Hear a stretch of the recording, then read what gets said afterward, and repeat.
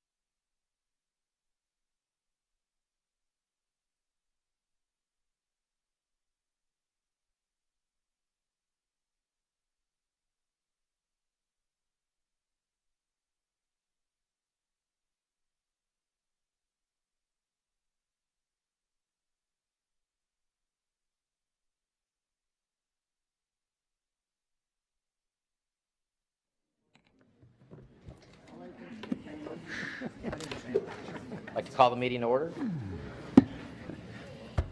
Our item on the agenda today is to begin our deliberations and recommend approval for the proposed city budget for fiscal year 18, and then move to recommend approval for the Urban Renewal Agency budget following that.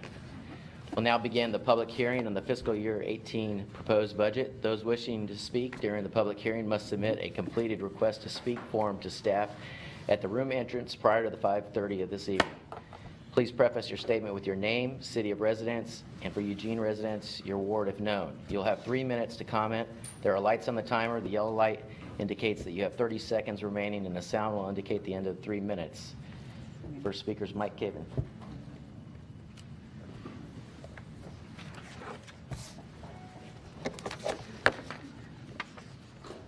Mike Caven with the Lane Professional Firefighters Association.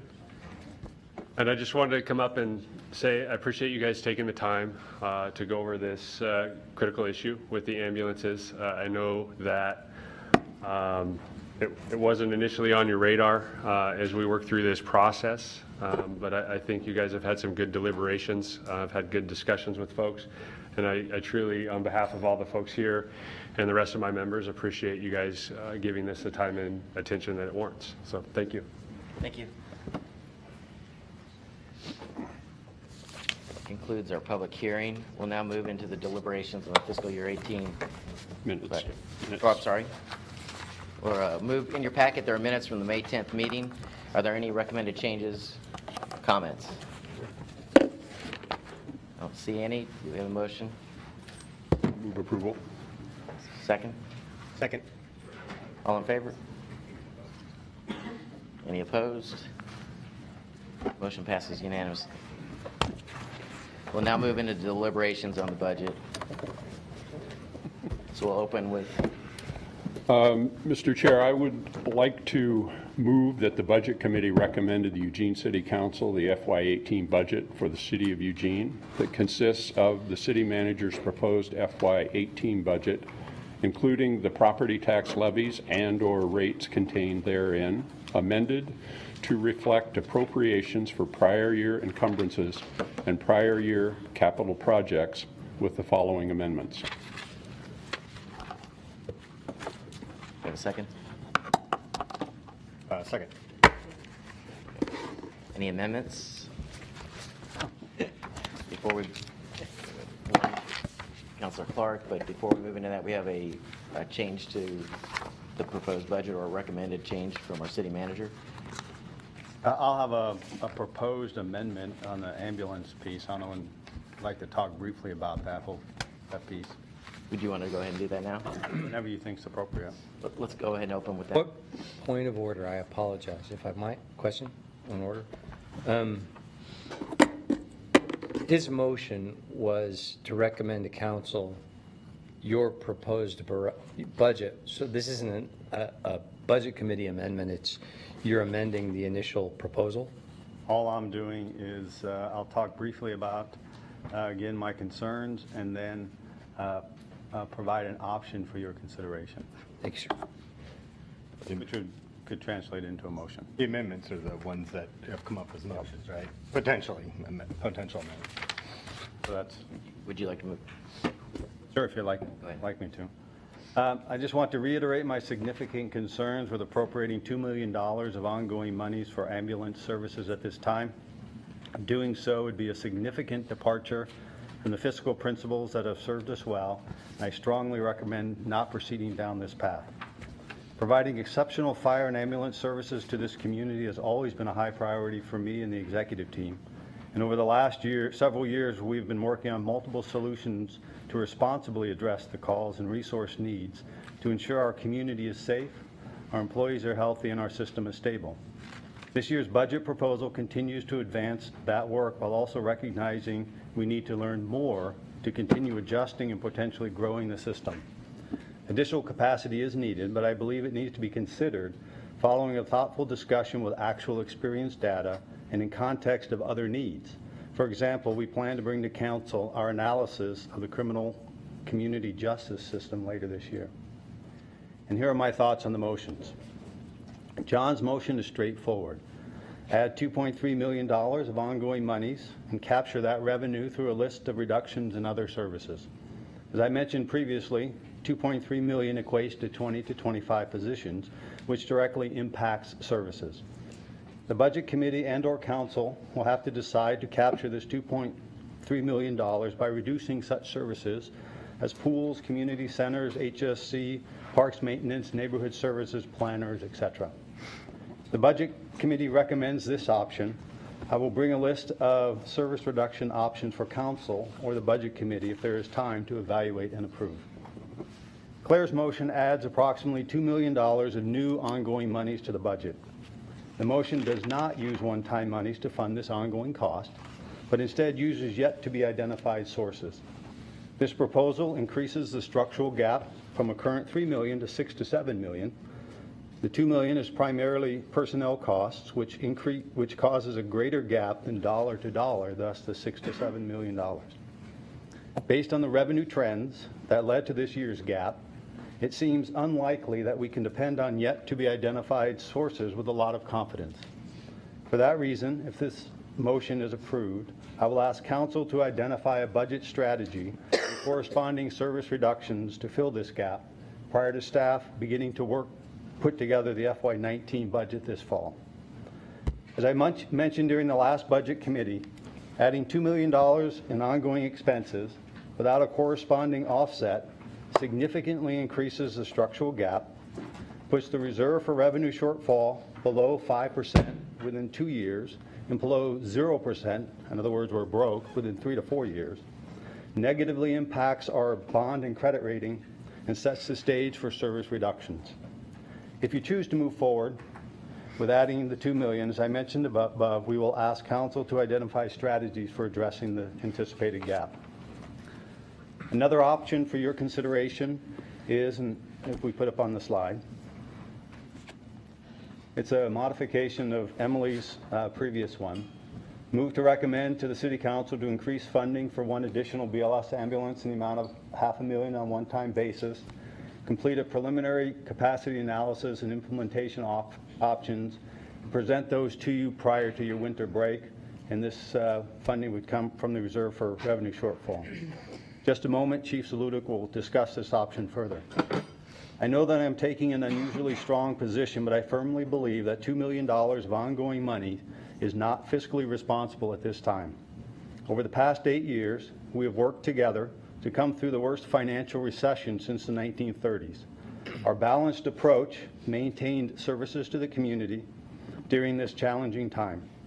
Despite filling a $30 million gap, we are in a far better financial shape than many municipalities. We have emerged in good financial condition, pushing forward on multiple fronts.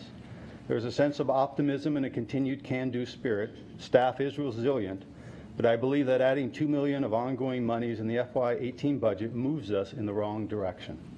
And Joe, maybe you can discuss this option a little bit further. Yeah.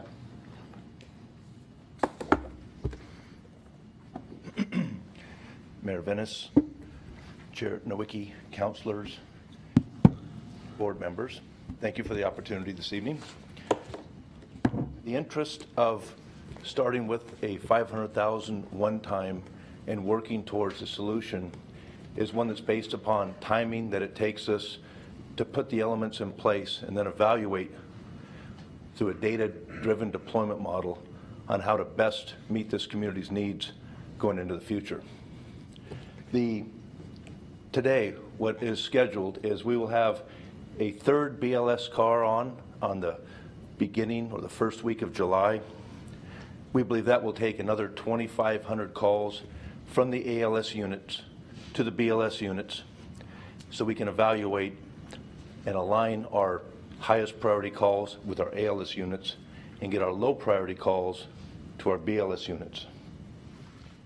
In August and in July, Central Lane Communications 911 Center will have completed their work on aligning the priority dispatch system that allows basic life support units to respond to the low acuity calls in lieu of the ALS advanced life support units on the initial dispatch.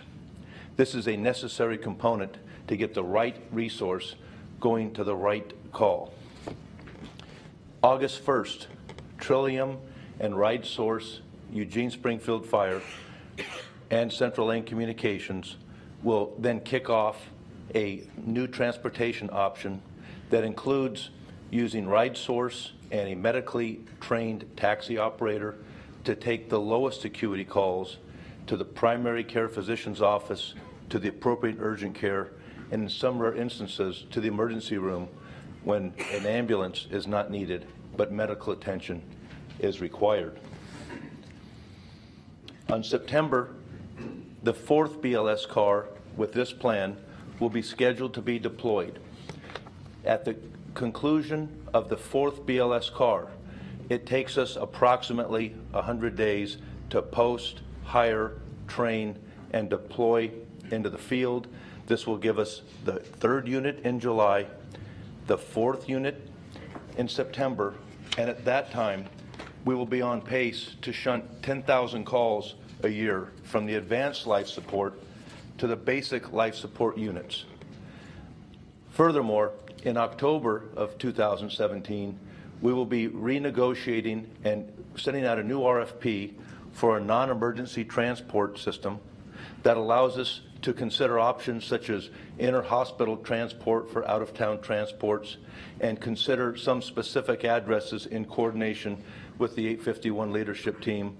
And the interest is to have a report to council in November or December of 2017 that gives you an outline of how these changes to the system, are they working as designed or as advertised, what the revenues attached to that system is doing, and then rather than negotiate what the solution is now, we want to come to council with the delta of the difference between the BLS addition and the change in the non-emergency transport contract. And we believe we'll have preliminary numbers with revenues.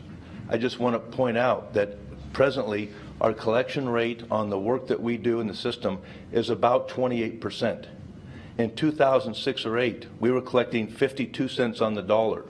So we've seen a degradation of the ability to have receive payment for the work that we're doing.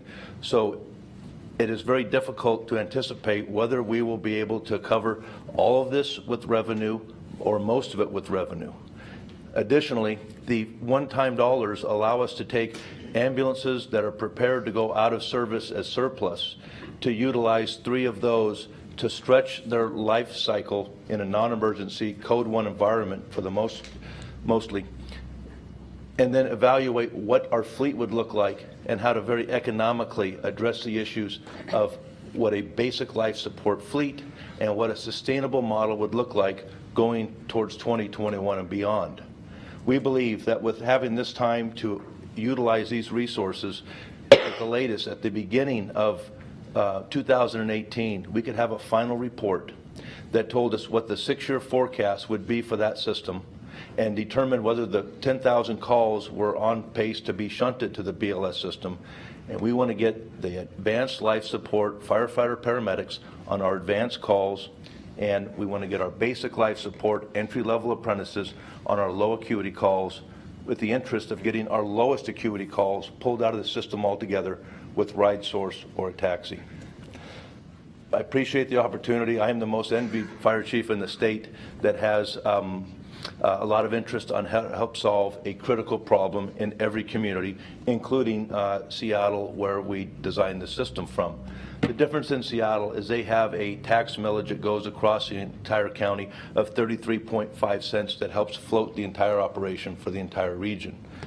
We have a much different economic picture without having a sales tax and without having that levy. We will have to be very careful on how we deploy these units to make sure we don't put us into a environment where we cannot continue or sustain the system going into the future. I feel like when we have a data-driven response model to present to the council and have the ability to project a 6-year forecast, it will give us a much better idea in the next 6 to 7 months on how we should proceed with advanced and basic life support for this community. Thank you. Thank you. Before moving into the amendments, just because this has been a new recommendation, I just want to give everyone here a chance in a queue setting to ask any follow-up questions on this. We will move into the amendments beginning by category in the packet that you have, and then get to the ambulance and others later in the evening. But for purposes of clarifying this presentation, we'll take a queue. Who's first? Chief, you mentioned revenue, being able to cover some of this cost, if not a good chunk of it, by revenues. Can you explain that a little bit more and where the revenues would come from? Yes. And what percent you think? Yes. It depends on the advanced life support or basic life support.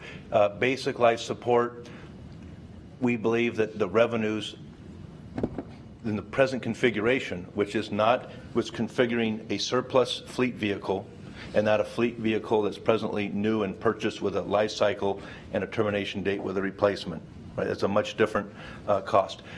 We believe that the transportation numbers from a BLS unit can support 1.7 more basic life support units. I'm comfortable with the 2 more BLS units going in the street. I believe they will cover mostly with revenue, but this gives us an opportunity to have some bridge funding, because it takes us about a 100-day billing cycle to see what actuals come in after we actually do the work. And this gives us some time so we would not be out of resources as we're trying to get through the fiscal year. So who pays the revenue? Who gets charged? Revenue comes from medical insurance, Medicaid, Medicare, automotive insurance, and private pay and Fire Med covers some of the write-downs and write-offs. What percentage of the cost would you assume, or ballpark, would be covered by revenues? 28% is our present figure. We do not know whether we will increase our revenue percentage or it might decrease slightly, but we believe in the 30% range is what we think is attainable if you look at similarly positioned systems. So with some of these motions, $2 million of, say, $2 million of cost, 30% of that, 25 to 30% of it could be covered by revenue? That's correct. I would like to prove that in a work session with the data, but that's what the initial reports are telling us. And so the net would be something less? That's correct. Thank you, Chief. Councilor Clark. Thanks, sir. Thank you for that presentation, Chief. I appreciate that. Do I understand what you're suggesting? But there are a lot of details here that I'm wanting to make sure I understand properly. We have already in the manager's recommended budget The first leg, 12-hour BLS edition, right? Correct, the third car, 12-hour. And what you're suggesting is that this 500 covers the fourth and fifth, or just another, one more? One more 12-hour? 12-hour fourth car, but it also covers that retaining the surplus vehicles, which includes purchasing the equipment for the new vehicles rather than stripping them from the old vehicles. Right. But it doesn't include anything ALS, and neither of these are 24 hours, right? It does not, no.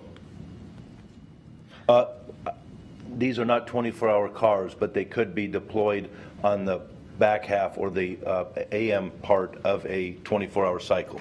It's not to say we will not have 24-hour coverage, but each car is a 12-hour block of time that will be deployed on a as needed. Is that the number based on employee cost or on vehicle equipment cost? More employee cost and call volume, trying to align the present customers that we have with the revenue that's available within that customer base. There will come a point in time that we will have more capacity than we have the ability to generate revenue, and that 30% could drop to 25 or 20. You have a finite amount of customers in the metro area. If we added 10 more cars, we would not be at the 30 percentile for the system. We'd be closer to the 15 or 20%. Right. So you're suggesting then that the reason you're not wanting to add these as 24-hour vehicles is for the sake of the budget number and its recovery or potential recovery, or because you don't think the demand is there? No, the demand is there. It is trying to align the limited resource with the potential for recovering the revenue and optimize that in a deployment model that is a peak activity model rather than a 24-hour model. Right. I did not prepare any motions for this process. I thought that what I had heard presented as prepared would allow me to choose and or amend if need be what I thought was the right thing to do. It turns out that Claire's not here tonight, so I may end up participating in this discussion differently than I thought.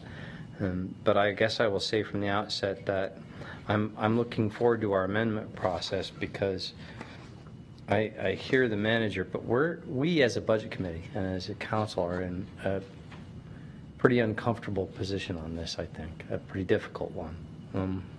Struggling with that a little bit. So thank you very much, Chief, for all your hard work and for this. Claire's on the phone. Claire's on the phone? You on the phone, Claire? We're not sure yet. We were going to ask. We're going to ask. Will the mystery attendant please enter and sign in, please? Counselor Semple. Thank you. So the union is asking for another advanced ambulance, and the proposal from you is another basic ambulance. Is that correct? That's correct. Would $500,000 be enough to get another advanced one instead of a basic one? No, it would cover most of a peak activity 12-hour car, but it would not get us a 24-hour car. I believe that's in the $1.2 to $1.6 million range, depending on fleet costs and how you configure the entire operation. If we did decide to go with the $2 million, wouldn't we still do all the study and the statistical analysis and the efforts to get ride source and the reimbursable ambulances working? Absolutely, yes. Everything would be done exactly as in this configuration. My concern is the time it takes to hire and deploy in the field, short of a mandatory overtime environment where we're putting people on the street all summer. It would probably be January before I would have crews recruited, which we have a academy in September. They'll be on the street in early January. So my concern is when I report in early January, I might have $1.9 million unspent because I was only able to apply the $500,000. After January, we could have staffing that could allow for a different deployment, but presently, I believe this is a logical deployment to get our data and to confirm our revenues before proceeding. And if we did it that way, the earliest, if we decided we need another advanced one, how soon could we get it? We'd still have to recruit and train. How far out would that be? We have an academy that's graduating this Friday. They would be off probation next May. I would say before next July, it would be possible to have another ALS unit if that was the council's interest. So we're looking about 6-7 months difference in time. Potentially. We could, with a academy coming off or being on the street in January, staff something in January, but May is when I can confirm I'll have staffing without mandatory overtime. And would we still keep the backup surplus ambulances if we did the $2 million thing, or would we sell those or whatever the other option is? Once we have the final deployment model confirmed, and this is a partnership with 851 leadership in the room, determining the deployment that best serves the community, we will look at the inventory of our apparatus, and it is likely that we will release some apparatus to surplus and purchase new apparatus that are in line with the new deployment model. That may be more cost effective, they may be more fuel efficient. If we did go with the $2 million and it turned out from the statistical analysis, et cetera, that we didn't need it all, we wouldn't be obligated to spend it? Could we, put it back in the next year's budget? Part of the challenge will be is when we go into our budget process as part of the city in the fall, we won't know the answer to those questions. And so what will be showing up in the budget that the organization works on is filling a $5 or $6 or $7 million gap. And so what we do then is we engage in that because we have to then present a balanced budget in time in April. And so the timing just doesn't match. And so we will go through the process with council's assistance in how to start filling that gap, which at the end of the day, if it never goes forward past 1 year, you may never have to close the pools and the community centers, but you'll go through that conversation. I think that will be a hard conversation in the community to start talking about that, particularly when we don't know what the answer to this analysis is. So I do think the timing is awkward. You're in a tough place, but it is what it is. And my last question, would it be possible, obviously not in time for this, but to have a fire levy the way we have a library levy? You could have a fire levy. I know there's conversations around public safety levies, for example, which is also part of the catalyst for doing the whole analysis around the community and criminal justice system, which includes courts and jails and police and prosecutors and defense attorneys and associated social services. As we've talked about, our intent is to bring all that back by the end of this calendar year as well, which now gives you additional information on how you might want to move forward on that. Levies for any of these are possible. Thank you. Councilor Pryor? I'll start out with what I'm grateful about. I'm grateful this issue has come up because there is a problem. There is a hole and it needs to be fixed. And I'm grateful that the city manager is doing his job. It's what we pay him to do, is to say, wait a minute, you're wanting to move $2 million around, here's the implications of that. And I wouldn't expect him to do any longer. We still decide what to do, but he's giving us the warnings we pay him to do.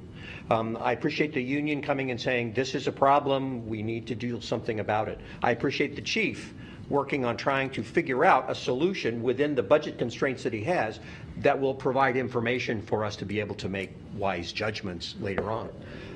Something we've not done is talked about the implications of this as a policy issue. Because if we're going to move $2 million around, that's going to impact policy areas. And we can affect policy quickly, or we can try to affect policy deliberately. And I think that's what you're hoping to gather information to inform us when we get there. So that's the lead up really to my question, which is, this proposal that's up here, is this yours as the fire chief for the city of Eugene recommendation for us to take? Today, this is my recommendation. again, the interest is not to try to solve the problem Right. at this present time. It's to determine what the problem is and what the ongoing resources that are needed to make a sustainable solution. And I completely agree. This will not solve the problem. The problem will continue to exist. So is it that we can solve the problem tonight, or can we solve the problem with a combination of policy discussions, data, considering all the different revenue and money movement opportunities that may be available to us? So we don't forget the problem. I will never forget the problem. And that's why I'm grateful it came up. But I want to be able to work this problem effectively and appropriately and deliberately. And so I appreciate the problem coming up, but I'm concerned that we're acting quickly in a way that's, as we pull this Jenga piece out, other parts are going to fall down. And that's something I don't want to solve one problem and create 3 others.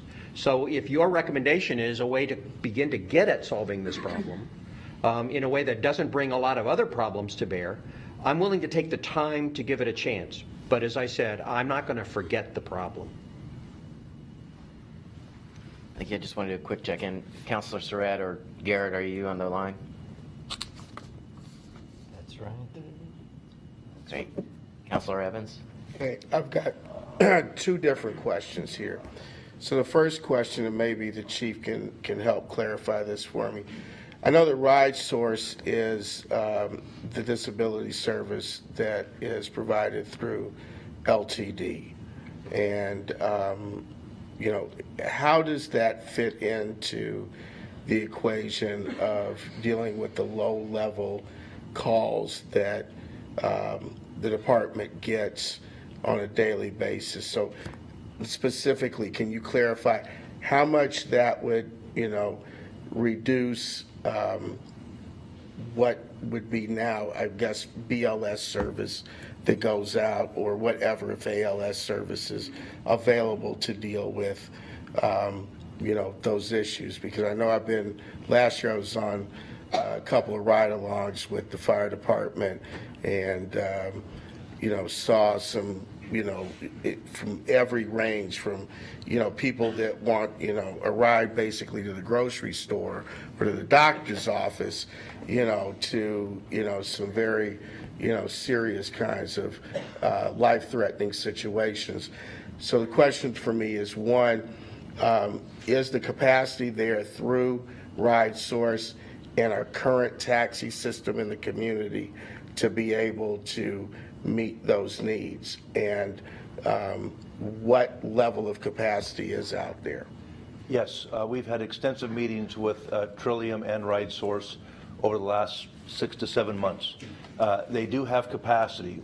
Presently, we're talking about 500 calls for sure that we know of that would triage to this system. The challenge is we have patients in this community that do not have direct access to their primary care providers. So what this does is Ride Source says we can get them to their primary care provider. You can call the night of and make an appointment for a 9 o'clock pickup. You can call the day of and have Ride Source swing by and get them to their primary care provider. Or in the event that Ride Source is not available, they have 26 medical taxi contractors that can be immediately dispatched to get that person to their primary care provider. The key is not the 500 calls for service that it takes off the ALS units. The key is it's connecting these patients with their Trillium and their insurance company navigators that are then teaching them the proper path to get care other than using the emergency room. Some of these calls for service include a contact lens stuck in their eye or a swollen finger or toe. They do need medical attention. They may not need to go to hospital in an ambulance. And so we think by starting the dialogue with these patients that may be repeat customers and do not have transportation or a path to the proper medical care, that we can start weaning people off using the 911 system for what is basically a medical transportation need, but not emergency. So does that particular client pay for that ride, or how those rides would be paid for? The agreement we have with Trillium is that Trillium will happily pay the ride through RideSource or through Eugene Taxi, rather than have to pay for an ambulance ride that sometimes goes right through the emergency room and out into the triage area because it doesn't meet the threshold for getting to a bed in the busy emergency rooms. We have crews that sometimes have to wait 20 minutes to an hour to get a patient off a bed so they can get back out in the field. And this eliminates some of the congestion at the hospital, so we have our high acuity calls getting right into the beds and getting our ambulances out of Riverbend. 60% of our calls are at Riverbend, and back to their local fire station so they can respond from their station. And so I'm going to pivot from you, Chief, and back over to John. So I'm going to go from 0 to 60 real quick.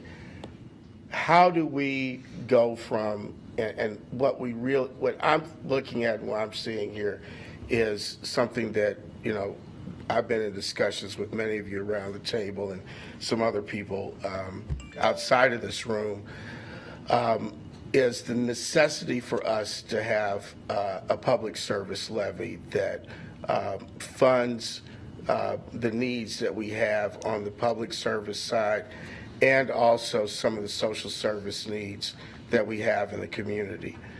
I think that there's support out there for that. How long will it take for us to prepare the analysis that will get us from point A to point B and then ultimately to some type of measure that could go on a ballot for a vote? What would that look like, and what would the earliest point where we would be able to get something like that going? And then I think the second part of my question is, does your proposal or another proposal that we come up with at the table to be able to bridge the gap between now and then that other piece?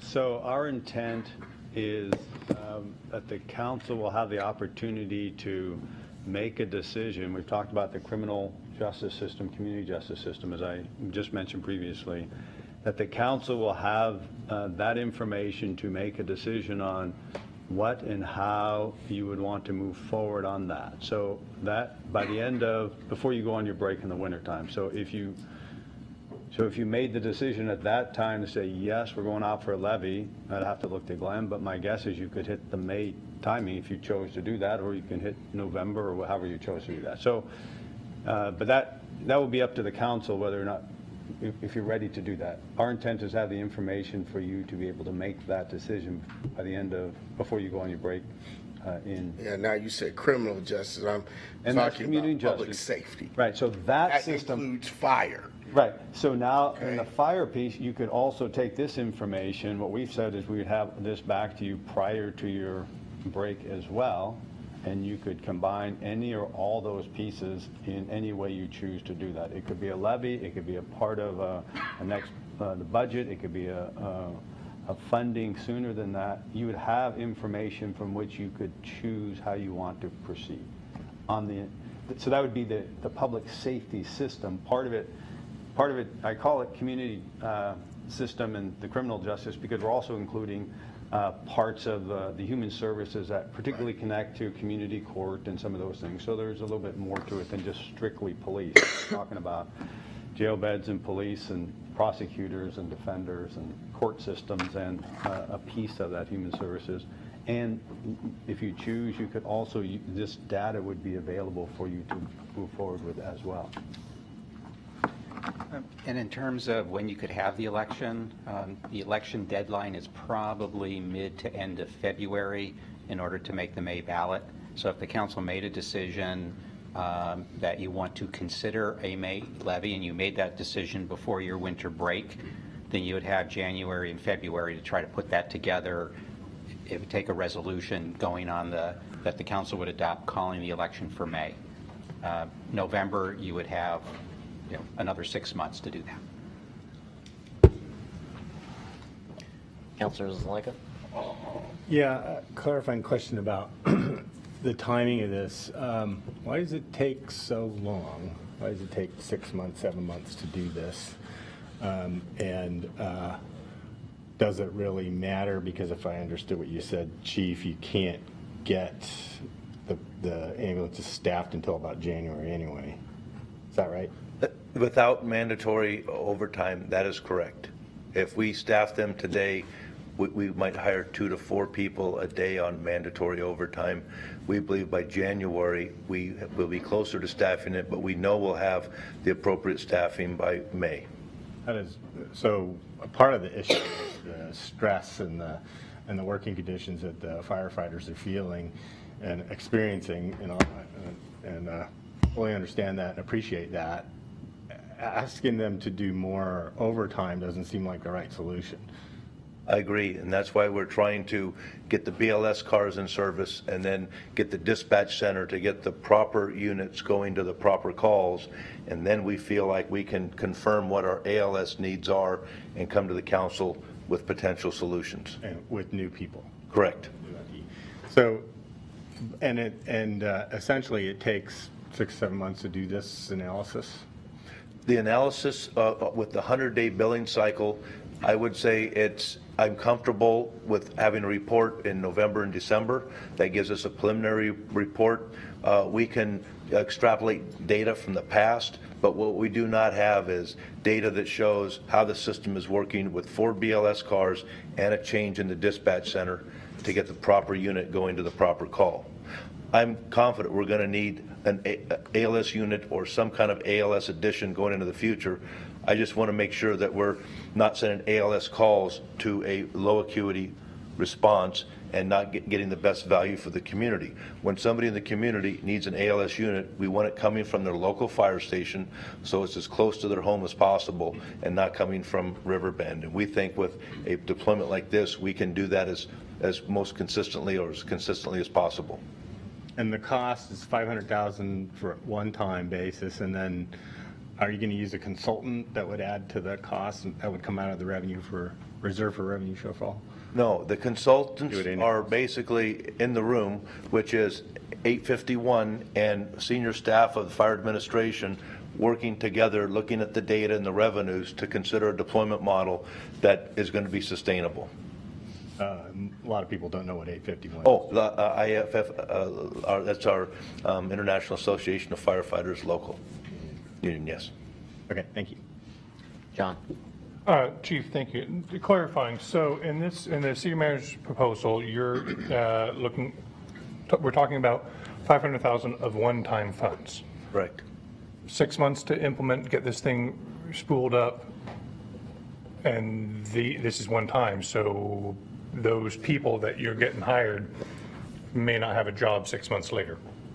I wouldn't. If this, because you're assuming that we'll have the information when we start deliberating, but you acknowledge that you won't have that information because you won't have gotten it spooled up in time to actually see the results of those new hires. Is that correct? And by the time we are starting to deliberate next budget, we're still going to be somewhat skeptical on or incomplete data on the results of that. And if the budget committee doesn't choose to continue the one-time fund allocation, that ends a year from now, correct? There's that potential.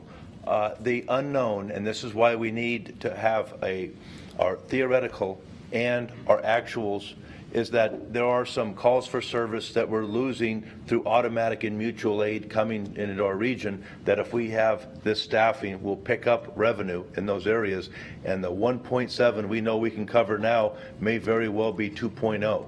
And so I don't want to say that we will or we will not until we see if the calls for service are at the appropriate time that allow this extra capacity to take those calls for payment to the hospital.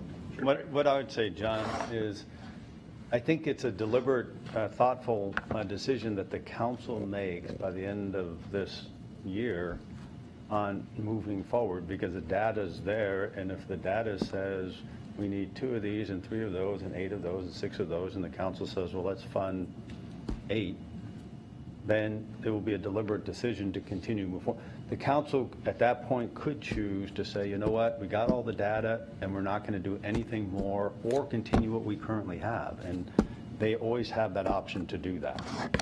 Certainly, but don't they have now completed several different reports, which all say there is a need for additional ALS now. I don't know. I can speak to that. Yeah. And, well, that's true that we do have reports, and all capacity issues point that we need capacity. What we do not have is a report that shows 4 BLS units in the system and a change in how dispatch is done. And we will have that going into 2018, at the end of 2017, and then we can say, here's an apples to apples, here's the study that said we need capacity, here's what the capacity that we added, what did that do to the outcome, and then address that issue.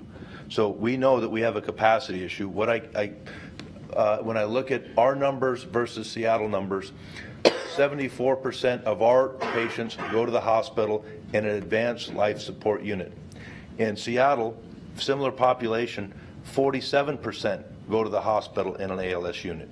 If we bounce it to 50-50 with the 22,000 calls, and 11,000 are going ALS and 11,000 are going BLS, that's a much different problem to resolve in 2018 than the problem that's in front of us now, where we only have 2 units taking or transporting 3,600 patients to the hospital. Perhaps I misunderstood something you said just a moment ago. Now, you did, when you were talking, responding to Zoinka, you did acknowledge, though, that there is a need for additional ALS now, though, correct? Well, absolutely, but what we don't know is it a peak activity unit? And if you just look at the, similarly, that we have automatic and mutual aid that we're losing revenue to. We also have the Springfield ambulances picking up 30% of their calls in Eugene. So I can say already, if I have 1.7 plus 30%, I'm confident that we're going to be able to not only get 2 units, there is going to be a significant portion of an ALS unit that is going to be covered by this response model. What I don't want to say is I need 1.6 million for an ALS unit. If I have $1 million or $1.5 million of revenue, I want to make sure that my revenues and my expenditures are aligned for a 6-year model. So I ask for what I need and keep the system sustainable. And then just to clarify, in case others aren't aware, when in that 30% of the time when Springfield comes in and transports, they bill, where does that money go? That goes to the Springfield Ambulance Transport Fund. And if they do the work and transport the patient, it goes to their fund. When we transport the patient, it goes to our fund. So we are very literally helping support the Springfield General Fund with the patients in Eugene that need to be transported by ALS. We are, but something my predecessor called it was cost avoidance model, where we have not put a unit in place, and our partners have picked up some of that, and contractors have picked up some of it, and our mutual and automatic aid partners have picked up some of it. This gives us a chance to look at the entire response model and determine which we are going to pick up, which a contractor might consider, and how we balance our responses between in the metro area and with our automatic and mutual aid partners. Sure. And I'm sure Springfield and the other partners appreciate the revenue that they're receiving as a result of the current model. I'm simply trying to point out that there is revenue to be gained into this fund to help offset some of these costs if we actually transported all the patients that we ought to be transporting. That's absolutely true. Okay. Thank you. Councilor Clark. Thanks, sir. So BLS number 3 is in the budget. In the budget. 12 hours. Correct. Okay. This is a recommendation for 12 hours of BLS 4. Correct. And aside from that, ALS 24/7 is 1.6, right? Let me make one eye contact before I say that's affirmative. Okay. I appreciate very much the manager and the chief's work and their argument. I specifically appreciate your argument. The deliberate process piece, Chris has mentioned this too. I think I'm really proud of the fact that although I didn't support all 4 recommendations of the original Transportation Road Subcommittee at Council, I supported the bond idea. And one of the pieces of that was so smart was being very deliberate about knowing what the problem was, naming all the streets we were going to fix, being very clear about the people who were going to measure what we fixed after we fixed it and saying, look, we fixed it. All of that process paid off because it always passes, it does well, and we fixed a lot of roads. And I agree that that's an absolutely important way to do business. But saving lives ain't like that. Not for me. It's not the same kind of deliberate process. It's not, for me, you don't err on the side of ensuring you're deliberate if being unprepared has a higher cost in somebody having to wait too long for an ambulance response. So I'd rather err on the side of making sure we have enough, or maybe even spending too much and having an overcapacity if somebody's life depends on it. And use the deliberate part to continue to study, as both of you have outlined very clearly, and then to ratchet back to the appropriate need and time. To me, when we're talking about first responders, that's the wiser course with our community members. And so what I'm trying to do in asking you the questions I just did is figure out where either my motion, Claire's, if I'm going to make an amendment, however it comes out, where I think the right piece is. Because personally, my point of view is that we should accept that the budget proposes the BLS. We should add one ALS, and you should continue to do the study. And we should ratchet that back to a BLS if that makes more financial sense to do so. And we should give you the authority to make that decision. But I think we need to err on the side of safety in this particular case. So that's where I'm probably going to end up with a motion or an amendment as we go. Thank you.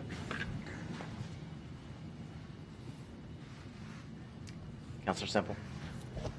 Are we still asking questions, or are we starting to talk about what we want for motions? Clarification questions. Okay. Let me know when it's time to start arguing. All right. Any questions for any points of clarification needed? Councilor Taylor?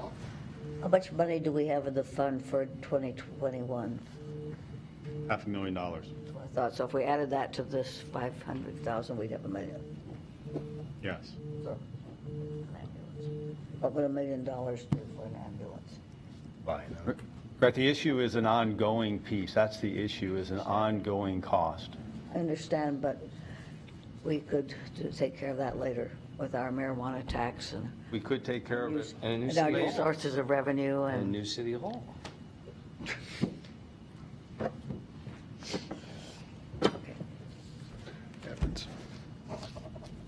Councilor Evans?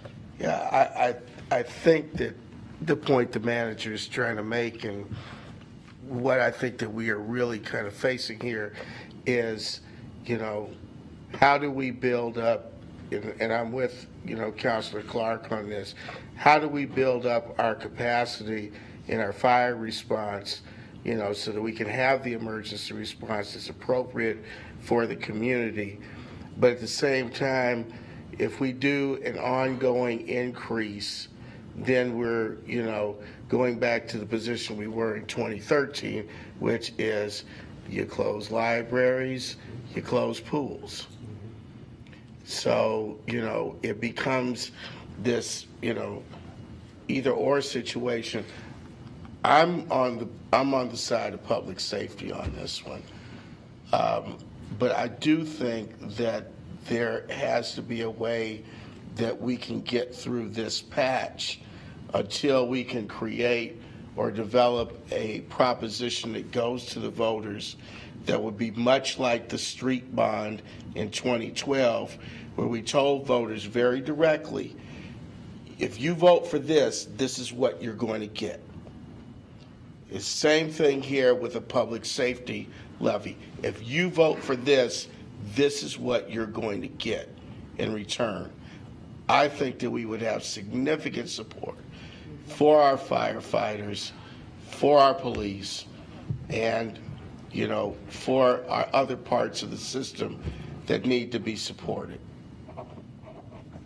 Now, I know that Mike's shaking his head over there, but, you know, I wish we could have a debate right now, it'd be fun. yeah, well, you know, we can debate that later. Councilor Semple? I think we're debating it now. Yeah, we are. And I would like to say that this is a very impressive outpouring of support, and I have seen council swayed by this sort of outpouring of support. I do not want to take the chance of losing firefighters. We have an awesome firefighting force. They are telling us that they're gonna leave.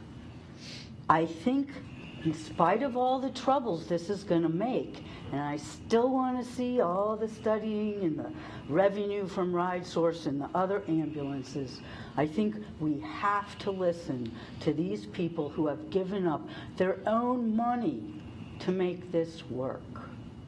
Now, can we get back to questions or move on to our Jill? Clarifying question, Chief. So you're saying if this body recommended $2 million, that very likely that money would just sit there doing nothing until May of next year, where you could actually fully staff the ALS unit. Is that what you were saying? No, I believe we could start staffing in January, or we could start mandatory overtime in July. Okay.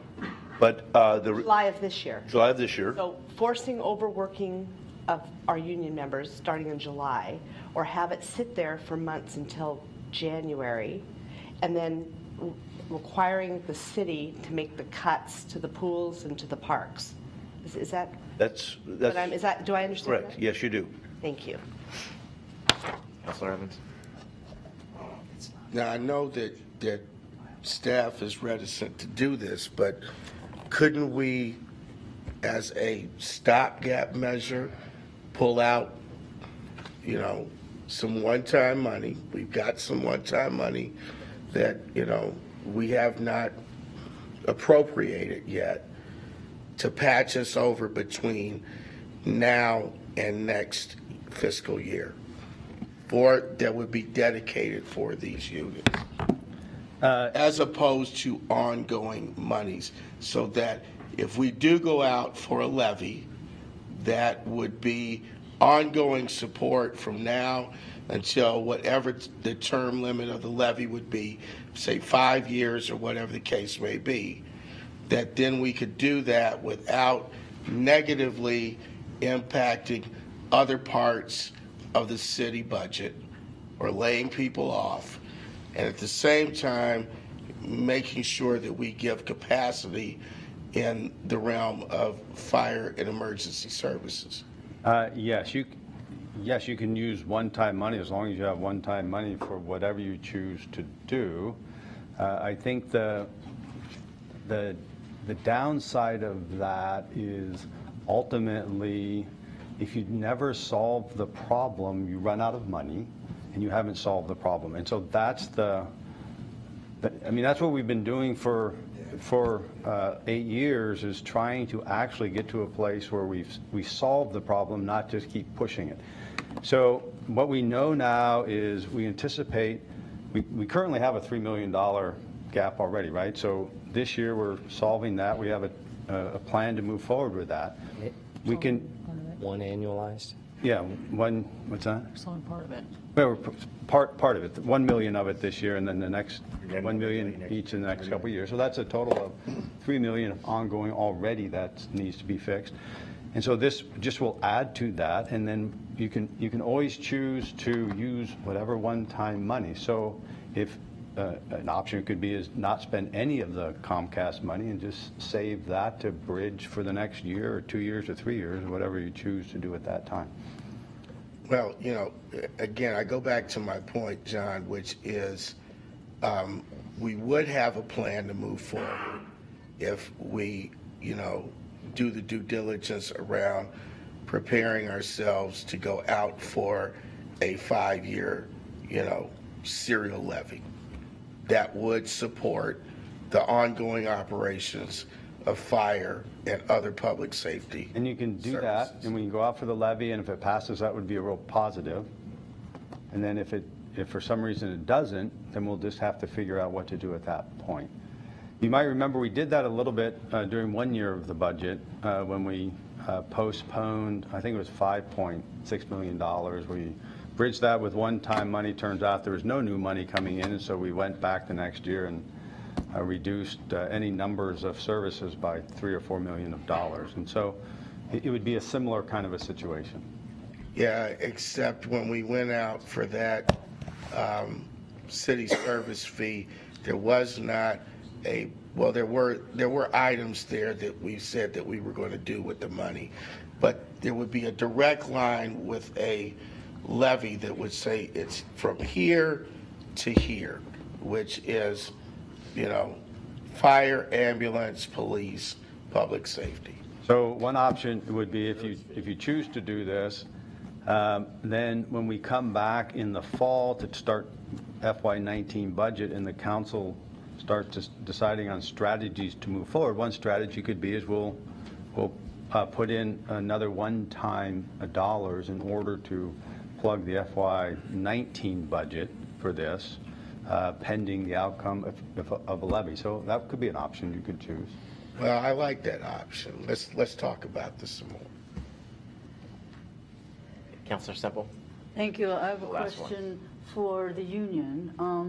It seems that we have a choice if we choose whichever of either making you work obligatory overtime or waiting a year until May, a year, to get this going. So my understanding, since you're asking for this, is that you would be okay with obligatory overtime?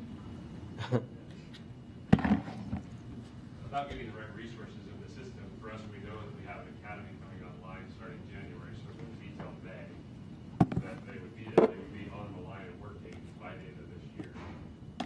End of the That's year. what we're going for. We see a BLS starting in July 1st. We see the next BLS coming September 1st, and that ALS starting in January. If there's a solution between here and there that doesn't see that need to be funded, then it doesn't need to be funded. But what we know with the data we have today is we need that ambulance, and we need it then. It would be unreasonable to put people out on the street to do additional if they're forced to work overtime. But we need the resources. Our members need the resources, the community needs the resources. So is the short answer yes, you firefighters want to work more overtime until we get this all online? Because it seems like that's something that you would need to do to make your request work. Depends on what the solution is going to be. Our position here has been, we understand that there's time, which means there's a lesser cost in one-time money this year if it doesn't start until January. Right? So that's what we're asking for.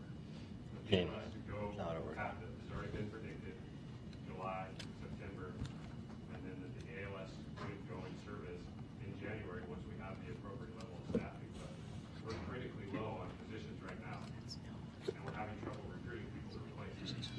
So if we went forward this, you'd have more of a incentive for people to join up, and you need the money allocated now, even though you wouldn't really be using it until January, because that'd be the first time you could get the advanced unit. But if we don't allocate it now, then when you know or don't know whether or not it's effective, we won't have the money. Excuse me, Emily, it's not appropriate, since we already had the public hearing, to be asking Okay, I'm some member of the public a Okay, question. sorry, I didn't know that. And you can certainly have conversations with the union after the budget committee, and so you have all the information for the city council meeting, but I'd recommend not asking the public Thank you questions. for that clarification. Thanks. Thank you for the information. I want to change gears a little bit here and give everyone time to let this new information settle and let you think about the motions that you might have around this topic. We do have a break scheduled for 7, so I want to take this next half hour and move through some of the other motions that came in over the last couple weeks. So our first one is from Josh, and he's not here today. So do we have anybody that would move on behalf of Josh's motion?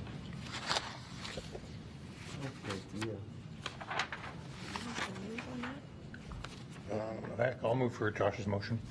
Do we have a second? Second. Discussion? Oh, but the second one requests an amendment, friendly amendment. And that would be that instead of the identified cuts that are here, that they be replaced with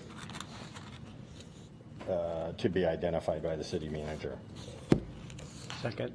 And I'd recommend council contingency. That's what will come back. Okay. So it would be council contingency instead of sister cities and neighborhood newsletters. Okay, so we have a second. And I seconded his amendment. Jill? So point, Well, that was a friendly to the. Was it a friendly?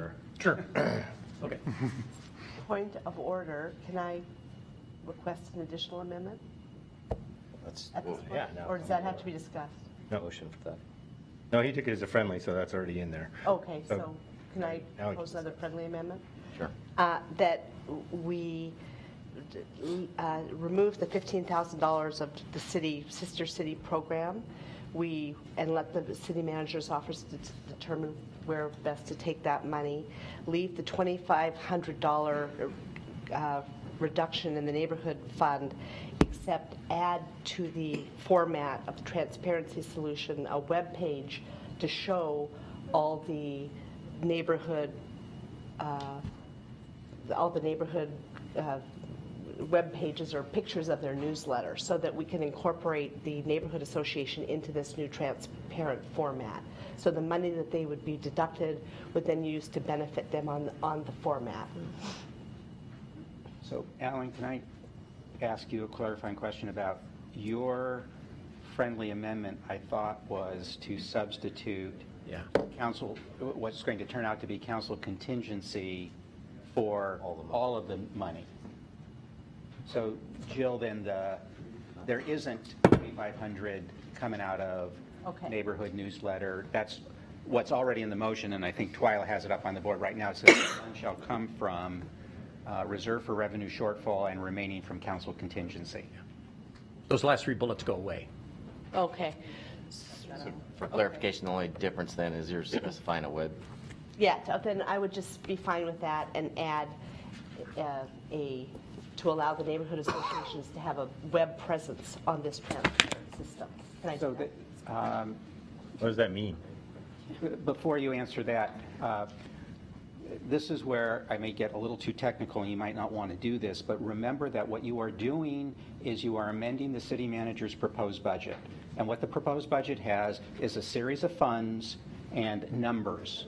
What you're now talking about is something very operational. The budget doesn't actually contain that level of operational information. Okay. And so what you really should be doing with that kind of motion is, after this is all done, is then asking the budget committee to recommend to the city council that the city council direct the city manager to do those sorts of things, because that's really a non-budget issue. Thanks, Glenn. Okay, that's what I'll do.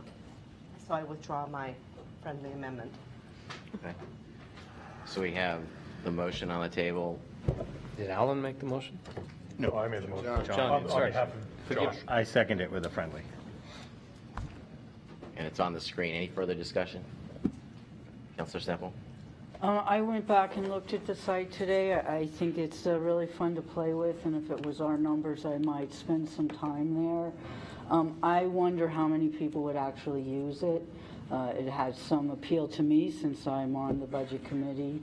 But I just really wonder how many people in the city would use it. You know, maybe 2,000, that even sounds high to me. So I'm wondering if $60,000 might be spent in a better way. I don't think I really like the site, but I'm not sure it's worth the money because I don't think people will use it. It's 40. Yeah, 40. Okay, I don't know how I got 60, but even so, 40.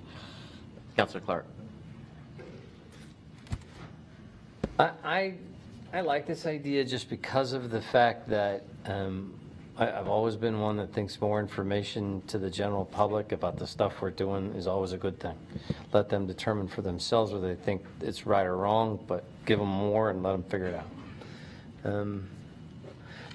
There's absolutely going to be something on the ballot that says, should we spend $600,000 to have a elected city auditor?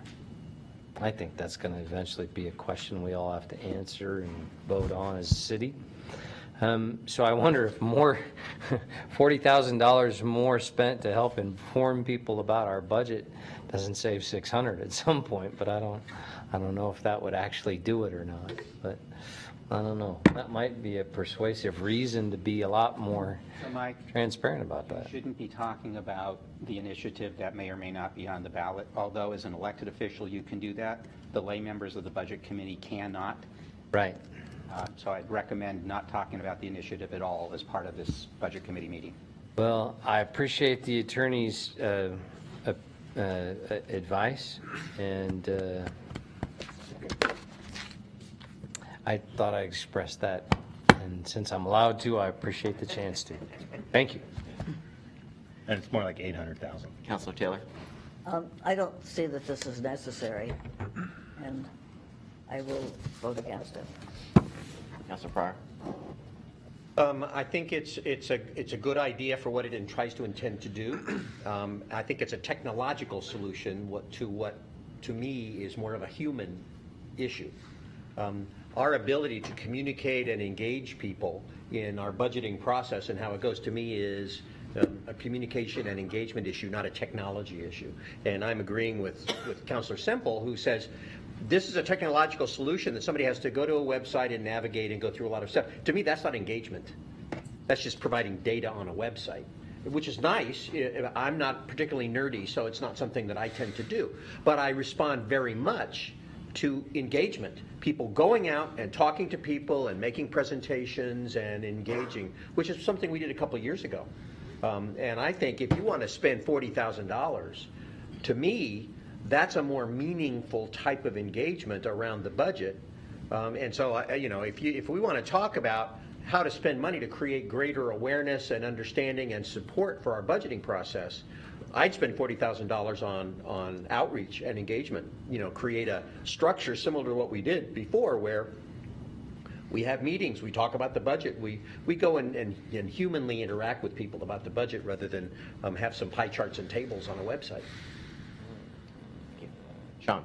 So earlier this year, we added the infographic, the big legal size page, and I think that's posted on the city budget website. I'd be interested, before we go spend $40,000 on delving further into that kind of solution, to see what kind of engagement we've had with the existing solution that was much less expensive. Any further discussion? Can I weigh in on this as a guest? This proposal really dovetails with the idea of my dashboard and my monthly report in terms of sort of finding a very transparent and easy way for people to check in. And we will, as a community, have a lot of financial questions that we're posing to the public. So, I just put that out there, that the sort of ease of use, it is true that it's sort of a narrow bandwidth of people who often track this stuff, but the ease of use does open that door to transparency. Could be that the city can do this without, this additional investment, but I just put that out there. That does sort of fit with our larger goals of how we keep people up to date and make it easy for them to access information. Any further discussion? Okay, so the motion's on the screen. All in favor?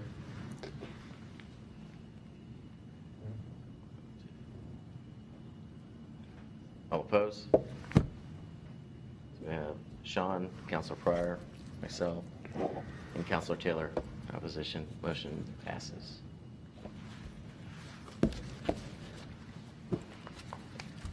Our next motion, Human Services category.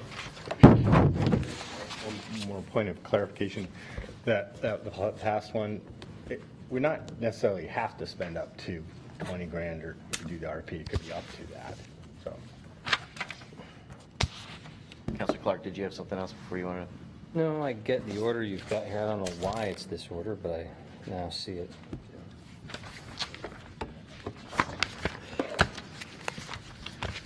a motion on the screen. I'll let the, do we have a motion? We do. Move that the Budget Committee recommended the Eugene City Council to increase FY18 general fund contribution on a one-time basis to the Human Services Commission by $154,655 to provide Eugene's share FY18 costs for Dusted On Winter Warming Site Program. Funding would initially come from Reserve for Revenue Shortfall Fund with direction to the city manager to restore said reserve using marginal beginning working capital in Supplemental Budget 1 after the capital transfer and any other prearranged expenditures are accounted for. You need a second? I'll second. If I have a second, I'll speak to it. Thank you. I'll give you the first 3 minutes if there's anything else you want to add before we go into the queue. I do. I talked about this 2 weeks ago, so I'll try to be brief. I guess I would just, as I said, the Dusted On project, which started this last fiscal year, it's a joint effort by Eugene, Springfield, and the county to help homeless people by providing easily accessed and safe warming sites for singles and families during winter months, which is November to March. The sites provide temporary shelter off the street, and what the money pays for is for the sites, the overnight staff support, access to bathrooms, and related services. The initial funding last year came from a one-time State of Oregon fund, which we don't expect to be, or grant, which we don't expect to be renewed. Total cost on the program is $205,000, and it's proposed to be shared by the 3 jurisdictions, and the percentage on the sharing is represented by the jurisdiction's share of homeless population based on the Lane County data. So I appreciate your consideration of this, and I request approval of the recommendation. Councilor Clark? The jurisdiction's share of homeless people. That, for me, is the tough one. I know the county does a count, a census every year. I'm aware of that. And they say, one of the questions that they ask is, when last you had an address, where was that? And that's where they get the answer to that question. The question they don't ask is, how long were you there? So I have some degree of difficulty saying that that's an accurate barometer of each area's responsibility. It's maybe somebody grew up their whole life in Springfield, moved to Eugene for 5 weeks, and then suddenly they're homeless. That's a reality. That happens. And the answer to the question makes it look like they're a Eugene person, and Eugene should pay that cost for somebody who is not, in fact, from, in quotations, Eugene, but from Springfield. Mm-hmm. When our responsibility is, what's the number, 150, what? 155,000 for Eugene. And Springfield's 20. Springfield is about 27 and the county is 25. I'm not against the Dusted On program. I'm for the idea that those are worthwhile things. And who knows, good Lord willing I won't, but I may end up there one day, who knows. I think it's a good thing for us to do, an important thing to do. My challenge is with the percentage of accountability and responsibility for the program. Mm-hmm. And I was hoping that the county would come to us with a different opportunity in that regard. Part of my concern there too is that a lot of what we deal with in the homeless population are folks who are not dealt with well in the mental health programs that used to have a capacity to deal with them that we don't have capacity for today. That's not the county's fault, but the county is the health authority by execution of the state's authority. So I think it's the state's responsibility acting through, the county's responsibility acting, from the state to deal with that more, with mental health related services more effectively than they do. And I think that's an argument for why they should have a bigger share of this than they do. So I'm not sure how I'm going to vote right now, but I'm for the idea of the program. I'm against our share being that large. Councilor Evans? And I appreciate Councilor Clark's concerns on this, but I've served on the Human Services Committee for the last 3 years or so, and I trust the methodology that the county uses to, you know, as far as the count is concerned. I believe that, you know, we can look at or argue or, you know, debate what that methodology is somewhere else down the line, but I do think that the count is honest. I think it's accurate.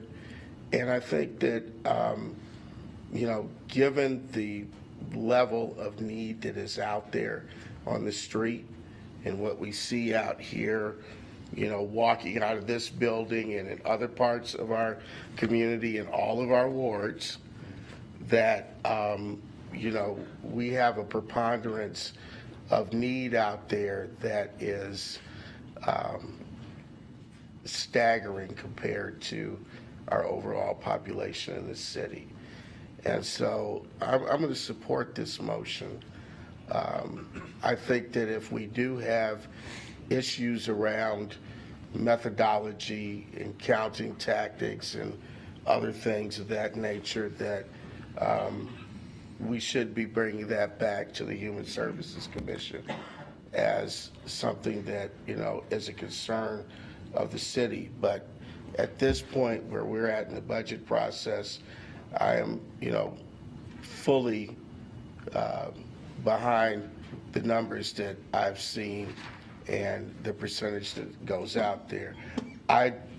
You know, I've been one of those people who have been advocating for a long time that our partners across the freeway put in more resources than they have in the last few years, because their contribution has been fairly flat and stagnant. And I know that there are more people that are needing service across the freeway. But, you know, that's something for us to have a broader conversation about at a later time. So I'm going to support Ken's motion. Councilor Pryor and then Councilor Taylor. Yeah, I seconded it, and I can support this for two reasons. One, it's one-time money, which is I don't want to say it's a tradition, but it's something that we have regularly done, is provided additional one-time funds to underwrite human services, because there's not a lot of ongoing support there for budget reasons.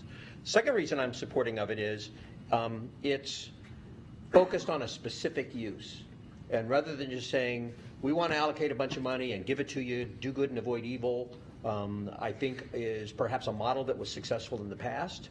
But I think the expectation is growing that if we expend money, we should be more deliberate and specific about what we spend that money on. And I've had that conversation with Steve Manella about the need for us to recognize that there may come a time when we need to be more specific and directive about how we want the money we're allocating be spent. And so for those two reasons, I think this is a very worthy cause. It's a specific cause. It's a one-time amount of money. And so I think this has everything within it that to me looks like something that I can be supportive of and still provide support for the enormous human service need that we have. Councilor Taylor. Thank you. I served on the Human Services Commission for a few years, and I don't trust the methodology, and I don't think that all those people are from Eugene. I think it's a much bigger thing.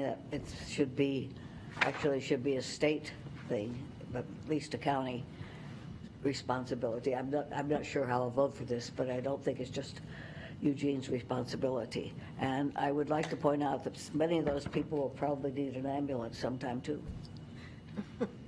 Thank you. Well done, buddy. Yep, Councilor Sepple. Who is going to run the Dust to Dawn? Right now, I think it's entirely St. Vinny's. So would this money all go straight to St. Vinny's, and how much accountability would they have that it all went to Dust to Dawn? I don't know who can answer that. It would still be through St. Vinny's. I imagine this would go through HSC, and so HSC would be responsible for the accountability of the dollars.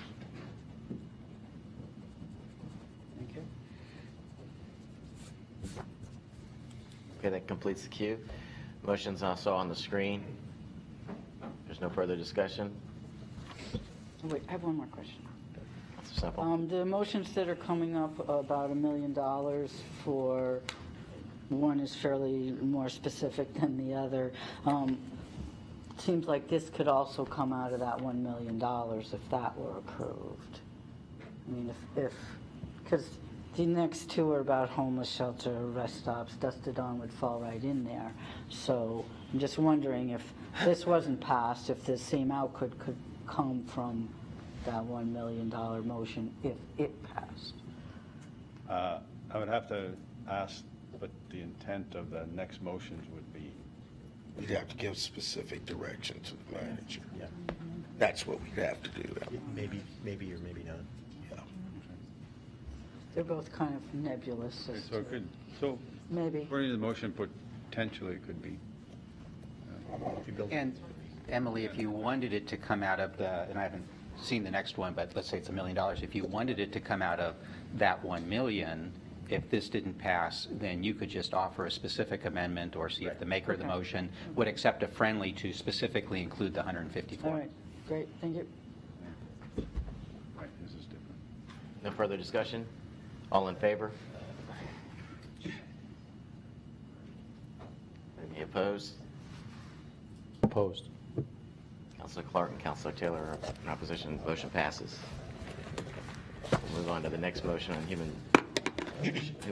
services on the shelter. We have, No, this is the one-time funds. sorry. It's all right.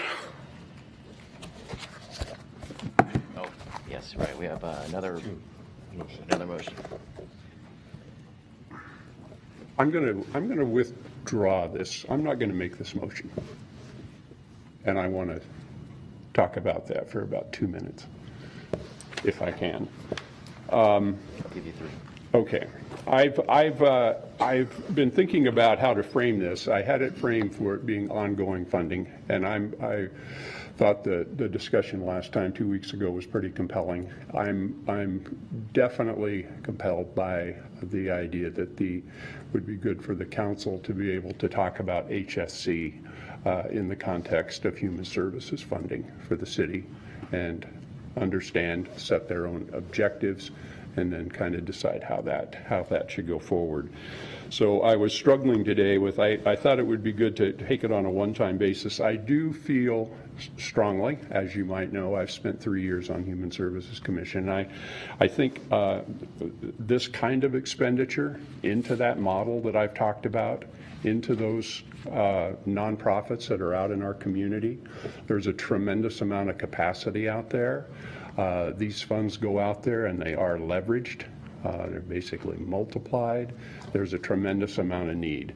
But this is one of those things where I think on the surface, as I was going to make it, it's not that specific as we're talking about. And I think I've got a later motion to reaffirm the idea of having the work session to look at the human services funding. So I'm not going to make this. We have 2 shelter motions. We have a motion, a formal motion. Want me to, do I read this? Councilor Zelenka. I move to allocate $1 million of one-time Comcast settlement funds to develop additional shelter bed spaces and request that the city manager develop a plan and left out for council approval for spending these funds within the next 2 years with an emphasis on new low barrier shelters, tiny villages, enhancing the shelter options we are already doing. For example, Opportunity Village, rest stops, car camping, etc. So after develop a plan, it would say for council approval for spending these. I'll second it. If I get a second, I did, so I'll try to speak to it. You I think that the difference between this motion and the other motion, they're both trying to get at the same thing, which is more permanent access to shelter for homeless people. What I was trying to do was create a little bit of flexibility in here for the city manager to figure this out, because we don't have a plan. If we just said go spend $1 million, we don't have that plan. So what I was trying to get the city manager to do is develop a plan to bring back to the council about how they would spend that, and that they actually spend it within the next 2 years, so that there is, which isn't going to be actually an easy task to do. The things that we're already doing, if we added $1 million into rest stops, I don't know that we could get that many more in 2 years, for instance, because the issue isn't cost so much as it is places. So the plan will should also include the council dealing with the places parts of this motion, but it does have a time frame on it and a plan. And my intent here was kind of more ongoing development of spaces. At least for the 2 years. The dusk to dawn seemed like a very temporary thing to me. I don't think it was actually intended to go on forever. It was just a kind of a stopgap. So I wasn't thinking that that was would be included in this. Hope you'll support it. Councilor Clark? I'm trying to reconcile what my friend has just proposed, that we spend one-time money for a permanent solution. So is this to construct a facility that then requires no money for operations? Or is this to spend only some money for 2 years? And if so, how is that permanent? That's, I guess, would be my question. And if it's not permanent, which is, I'm using your word there, because I said more permanent. More permanent, sorry. If you could help me differentiate the difference between permanent and more permanent, that would be helpful too. And if you could help me differentiate the difference between this and what we just did with Dusk to Dawn, I would appreciate that. And if you would help me differentiate this as, is it actually a service or is it actually a place? I mean, is that your intention, to create an ongoing responsibility like HSC that the city funds directly outside the model of HSC?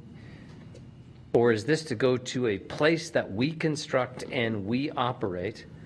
And if so, I really need to know more about the operational funds. Can you, if you would, I'd love to know answers to those, because I might support it if there were some. First answer is, I don't have a plan. I don't think anybody has a plan. That's why this calls for us ask the city manager to come up with a plan. Intent is what I was concerned. So the second part of it is, and I use the words more permanent, because Dusk to Dawn is just kind of getting people out of the cold temporarily. And not everything that we do that creates shelter spaces ends up having a large ongoing expense. Opportunity Village is going on 3 years. We don't really fund it on an annual basis very much.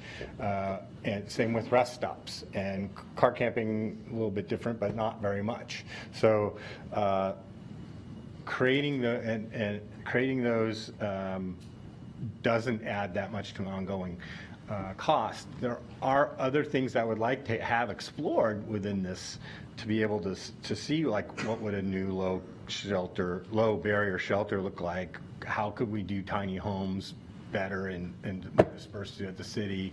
And what would be our one-time and ongoing costs associated with that? So I think the intent here is to spend $1 million on shelters over the next year, and I think it's a combination of both, but more of an emphasis on things that are creating shelter beds that don't necessarily have an ongoing city cost, because that's the way we've been doing it so far. We don't have a city shelter, for instance. Councilor Taylor? Thank you. I would vote for $1 million to go toward building a shelter, but this to me is really nebulous. You could spend all that money and then not have anything later. I wonder, was this intended instead of the Councilor Simple's proposed motion? I would vote for that one. But this, to me, is too nebulous, and we could spend millions and not have anything. We need a building. And I'd be glad to vote for $1 million toward building a shelter. Councilor Frye? I don't think that's what Emily's does either. Yeah, when I first talked about this a few months ago with the intent of bringing it up at the Budget Committee, and I'm glad it's come up, was the notion of creating a low-barrier shelter. But with that intent to create a low-barrier shelter was the acknowledgement that this might get a building built, but it doesn't operate it. And I think a number of us have talked about the fact that it's not really going to solve the problem to spend $1 million and build a shelter and then there's no way to run it. So to me, inherent in this, whichever one of these motions you take, is the notion the city manager has to, more than prepare a plan, has to identify who the partners are going to be to help run whatever it is we do. So to me, whether we take the first one or the second one, that's the intent to spend money on the physical, the capital aspect to it. But inherent is that we have to also have the operational aspect identified. Who's going to be that partner? Who's going to run it? Is it the county? Is it St. Vinny's? Is it some combination of them? Because this $1 million would not be to operate a shelter. Now, what's intriguing about Alan's proposal is this money could be used for a number of things, including low operational cost areas. But I think a lot of the input I've been getting is we do not have a community shelter. There is no city shelter. And so the desire to be able to use money on a shelter, I think, is a good one, but you always have to have that with the expectation that somebody's got to run it. And this $1 million does not cover the operational cost. So if we allocate $1 million, I think it would be contingent on having an identified plan for how it's going to be run. Otherwise, don't build something and then just let it sit there empty because you don't have anybody to run it. That's kind of like what the Serbu Center does with some of their youth wings. They're sitting empty because they don't have people to staff them. I'm all for putting money into shelter. It was an idea I promoted months ago, but you promote it with the notion that we put up the money, but somebody's got to also step up to be the partner in running it. So I'm not interested in the city of Eugene being the sole provider and operator of homeless shelters. I think the city of Eugene is an absolute partner, can be the capital partner, but that we've also got to have other partners who help us with the operation. To me, that would be the intention of whatever it is we pass. Sean? Yeah, I think as we look at all of these different expenses and outcomes as connected within the budget, and even if we're just isolating that to the City of Eugene budget and not talking about the county and other budgets that exist around us, I think that for us to just look at this as an isolated event where we spend money and we build something, or we build many things, and then those have an ongoing operating expense that we have to pay for, that may be true, but I also see this as an investment, and there's probably substantial savings in other services that we have budget for that could potentially offset whatever ongoing operating expenses there are. So what I like about this proposal is it's open-ended enough to allow the plan to include an analysis of how to fund those ongoing operating expenses either through a partner or through savings, direct savings in other public services that we already have budgeted for. And I think that what we'll find is through that analysis is that more than offsets the ongoing operational expense. Councilor Evans? You know, about almost a year and a half ago, we passed as a resolution at council a housing first model. And what I see this motion doing is kind of moving us towards that housing first model within the context of building on successful projects that we already have. So like Opportunity Village, if we could be able to establish 3 or 4 more Opportunity Villages within the context of other places of the city and being able to provide housing first for people who are on the streets to get them some shelter off the streets, this does not constitute a huge ongoing investment of resources. Many housing, again, that's a similar to Opportunity Village, same kind of concept that does not require a whole lot of outlay of operation and maintenance that we have to do, and that we can partner with other entities who are professionals in this regard, social service agencies throughout the county, to be able to help with the operations of what I consider a low expense kind of investment in getting people shelter. It's not going to solve all of our problems. It's not a panacea. So I think that we need to, commit to doing something that, has shown that it has been a successful model that is operated within the confines of this city and does not cost the taxpayers a whole lot of money to do so, because some of the stuff that we're doing now or not doing is definitely not working and is costing our taxpayers a lot of money. Councilor Semple? Thank you. I'm absolutely astounded that this motion was put forth before mine. I wrote mine during the first slew of motions. This one was put in second. It's listed after mine. We were going to go in order. So I want that recorded. Moving on, we are not going to build any kind of shelter for $1 million. So arguing about that is pointless. My intention was to put a substantial amount of money towards figuring out some solutions. I realize that both of these motions are fairly vague as to checking exactly how they're spent, but there's been a lot of discussion about a need for shelter and or a community center, and I know that nothing gets done without money. So my intention was, one, to start a conversation, which it has, and two, to see if we could actually start thinking about what we're going to do.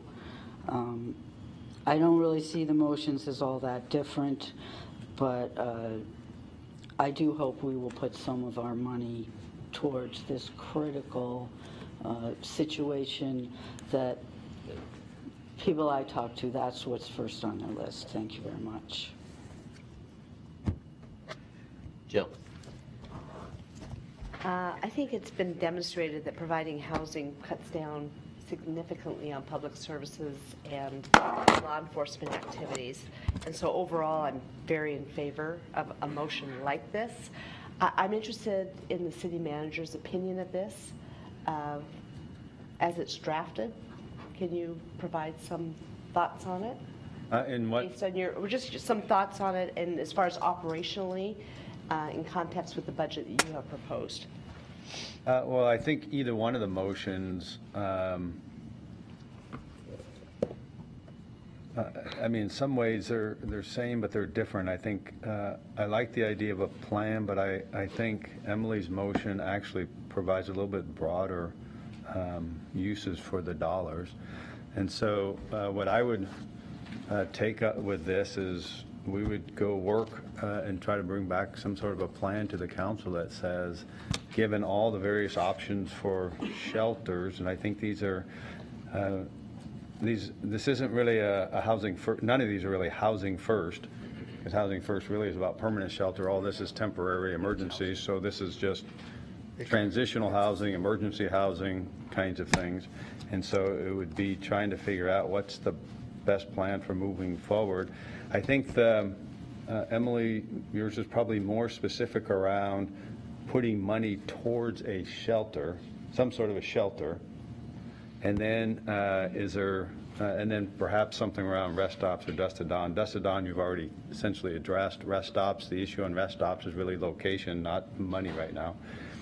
And then I think Alan's, yours is probably. I guess low barrier shelter, I don't know if that means like a public shelter, if that's what you're thinking around that. And then probably expands to the Opportunity Village Square One kinds of a, I don't think that answers your question. I think what we would, I like the idea of a plan, but I think it's what you want to emphasize in the plan becomes important. And I think Emily's emphasizes money for shelter, public shelter. Alan's is a little bit more dispersed with those ideas. So it's a matter of where you want to focus those efforts. Yeah, thank you. So I would wonder if, I guess Alan and Emily, because I'm now not sure which motion we're discussing, but would entertain a friendly motion instead of, I like Alan's as far as, instead of move to allocate, I would wonder if we could say move to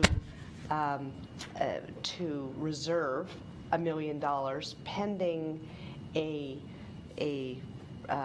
development of a plan by the city's manager's office, and then perhaps to Alan's adding, including that plan would include an actual building or establishment of a city shelter. And I'm not sure, we've got these two motions, so I'm not sure how we justify or put them together, but it seems that maybe that should happen. A shelter as one of the possibilities that we're looking at. Yes, as one of the, and then, I'll start that as a friendly. yeah, and then reserve rather than allocate. So that way, and then the city council can decide what they like, and the money's been reserved, but if the city council doesn't like it, then it will go back into the Comcast money. We have a recommendation from the city attorney. Which is similar, but it's sort of shortening things.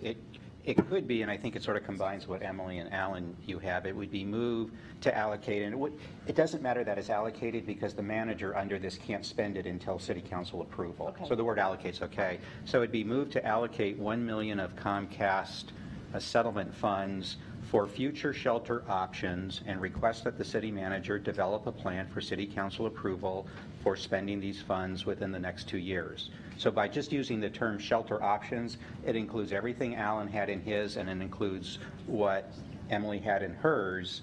It requires the manager to come up with a plan and bring that back to city council before any of the money can be spent. Great, and so if the city council didn't approve it, would the money then be put back into the Comcast funds? Settlement funds? The money wouldn't get spent, and then the budget committee and the council would decide next year what should happen with those dollars. Great, thank you. So that was just my suggestion. Alan, if that's okay with you and whoever seconded your motion, that could then just be a friendly if you don't like it. If you're good. You got me in the queue. Yeah, yeah, we have a queue. We do. We have Councilor Taylor next, though. Yeah, that's acceptable to me. Was I next? Yes. Okay, I didn't think that this included operation, I didn't say that at all. I thought, set aside the money, for we do need a building, then we could get the county to cooperate, we could get private entities to cooperate, all the people that want us to get people off the streets could cooperate, but you need a building, and we need, whether it's enough money or not, we need to, I like the idea of setting aside some money toward a building with beds and a gathering room, gathering place. So I don't know how to vote on this, but. That'd be one of the things we'd look at in the plan. Well, I don't want to just be, have to be one thing. Councilor Clark? Thank you. I learned a very valuable lesson tonight. Really? So, yeah, maybe, or I'm not sure whom. How many consecutive years has the budget committee made or passed a one-time motion to add money to HSC? 20. A lot. I've just discovered the trick to how to deal with this ongoing thing. You call it one time, and suddenly it's okay.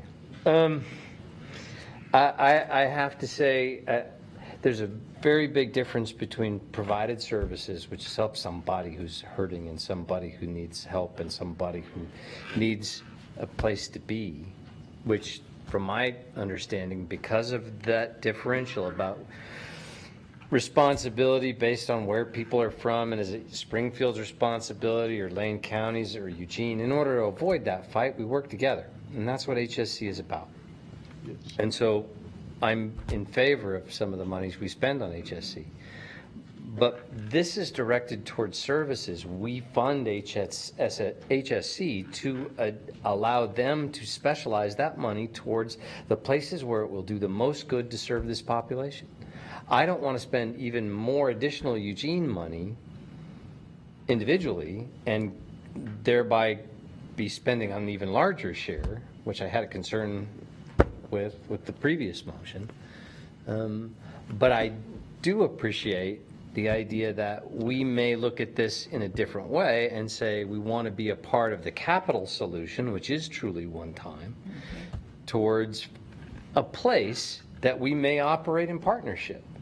To me, that's a fundamentally different kind of motion, and I agree with Emily. She brought it up first. She should be able to propose it first. I've had that same issue before too, so I'll support hers and not this one. And the reason isn't because, no matter what the Weekly publishes, that I don't want to support homeless people. It's because this isn't constructed in a way that will actually address the problem the way the system we've built should, which is through a combined and partnered effort. I will, however, likely support the idea of us exploring a location. Thank you. Councilor Zelenka. I think the record will show that on the second meeting of the Budget Committee, I brought this motion up. So I was a little surprised that Emily, you put one without giving me a call about it. But my intent here was to play off of the pilots that we've been so successful at. We have been doing a lot of different experimentation and come out with incredible results, trying to get at trying to solve the homelessness problem, which is a world-class hard problem. And so we've been experimenting with the car camping and the rest stops and the Opportunity Village and other things. So and working with our partners, so that's not just all the city work at doing this. That's been our model so far, and it's not just been a city thing. $1 million is a lot of money, but it's not enough to build a shelter. It's not enough to operate a shelter. It's not even close to enough to build a shelter. So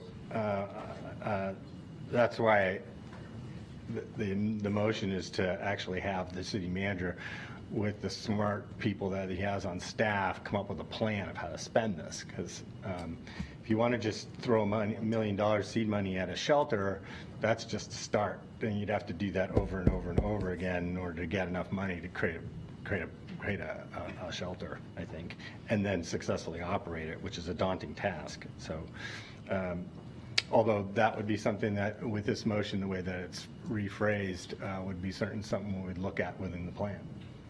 And I'd expect that. Councilor Pryor. This conversation really demonstrates just how complicated this issue is, because I think we're mushing together conversations about shelter and about housing, because I think the original kind of pure idea was we don't have good shelter options, particularly low barrier shelter options. The Mission is not a low barrier shelter option. The rest stops are not low barrier shelter options. Opportunity Village, any of those things are not low barrier shelter options. Opportunity Village is transitional housing.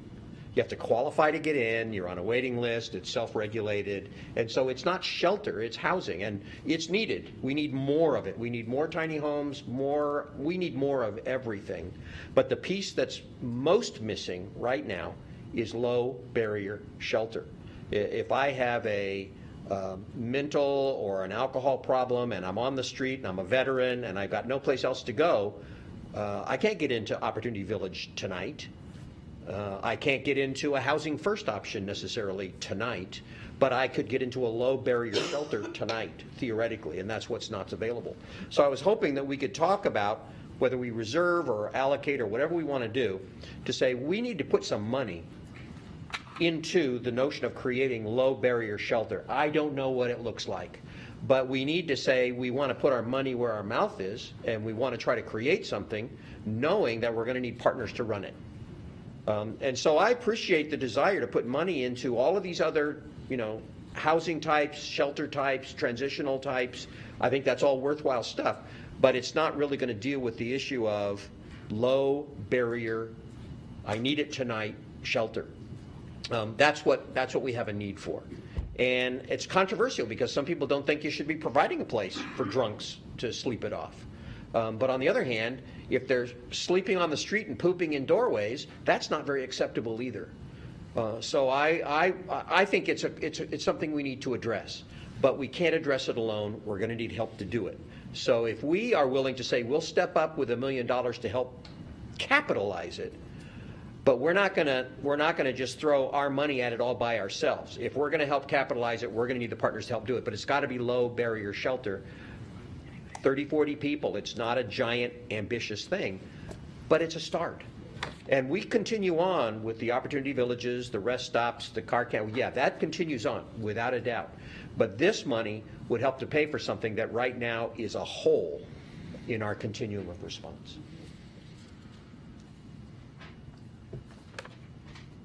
Any other questions, discussion points? Councilor Stupp, I want to give you the opportunity to let us know if you're going to make your motion or if this meets part of it or if you want to amend this motion. I have no idea what to do. If this one fails, then we vote on mine. Why don't we vote on mine first? I'm sorry, I don't know all the protocol of calling people up before you put in motions. I never ever intended for this to go for operational costs. I do think we need a low barrier shelter. The reason I put in as seed money was I'm not sure. Some people want a community center, some people want a building. I just know that we've got a crisis here. I would guess that the difference between these is so small that it's not worth taking up any more time. I would prefer that we had one motion to vote on rather than these two. So I guess that means that Alan's motion is the one we're voting on. Well, now it's a compromise motion, which is that one. So Emily, two things. You can, procedurally, if you want, you can move to substitute your motion for this one, and then the body can vote on whether to substitute yours for this one. And if that substitution motion passes, then they would just be voting on yours. Second piece is, when I suggested this, my intention was that this is broad enough to encompass everything that was in your motion.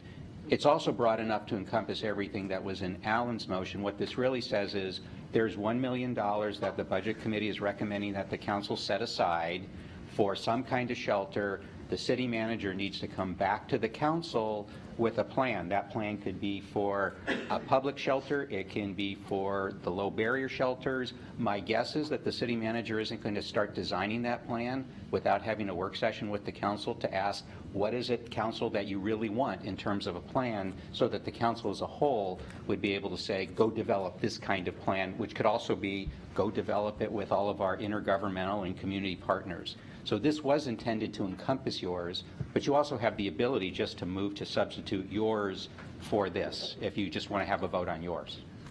And this one does not include any options to explore a community center with the money. When I gave the term future shelter options, that was intended to be broad enough to say whatever those things are that the council might want to use the $1 million for, the council could have that. Because remember, all the Budget Committee's doing is saying we're going to take $1 million out of the Reserve for Revenue shortfall and we're going to put it wherever Sue and Twyla say it belongs in order to be able to spend it next year, but none of that money can then be spent until the council, under this motion, actually approves the plan. But the Budget Committee doesn't say it has to be spent exactly this way. The Budget Committee is taking $1 million out of the Reserve for Revenue shortfall, Comcast, and putting it in this expenditure place over here, which is much broader than the specifics of the motion.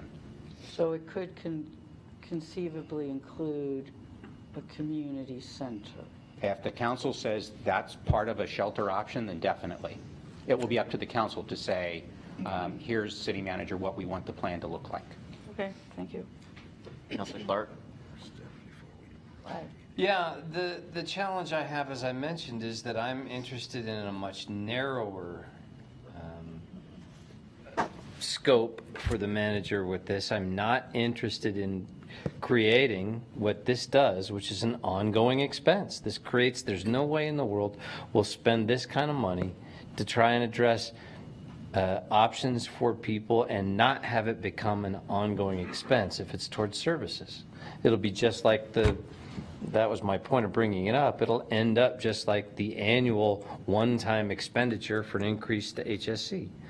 And I don't want to do that for services. I would do it for us truly one time if it is for a shelter in order to explore and frankly, I'd be more comfortable if we say reserve $1 million of the one-time Comcast money in order to explore what a shelter would cost and what a plan would be in conjunction with partners.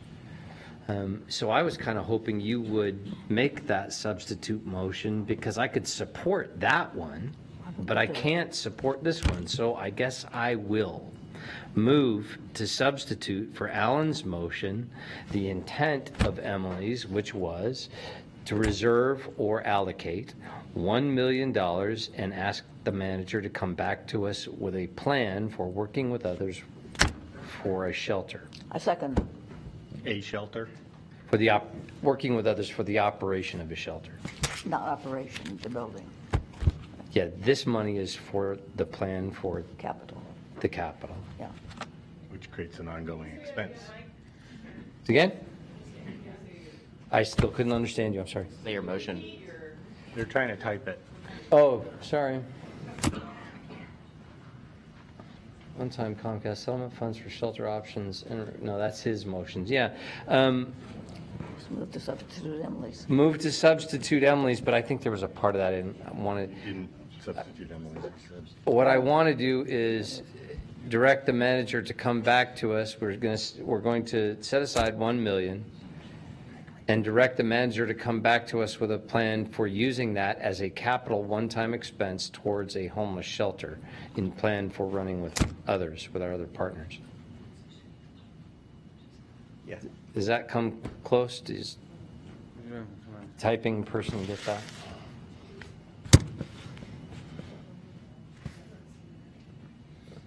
Okay, we have a motion and a second. See, because I'm not interested in the last part Let's leave there. the last part off. Is that the intent of your motion, Council? I think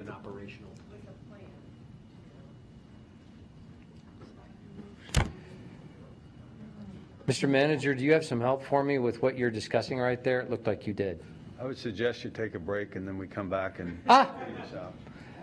Maybe that's a good. I'll take the other minute and 30 after a break. I'd be happy My to. suggestion, so we can Take a try to break. figure out a little bit of what people's intents are or something. That's just my, I'd be happy to take my other minute 30 after the break. Let's take a break and be back That at last part, 7:45. ongoing. Mike? Yes. Just want to say one thing. So, That's a bad idea. There's no way you can build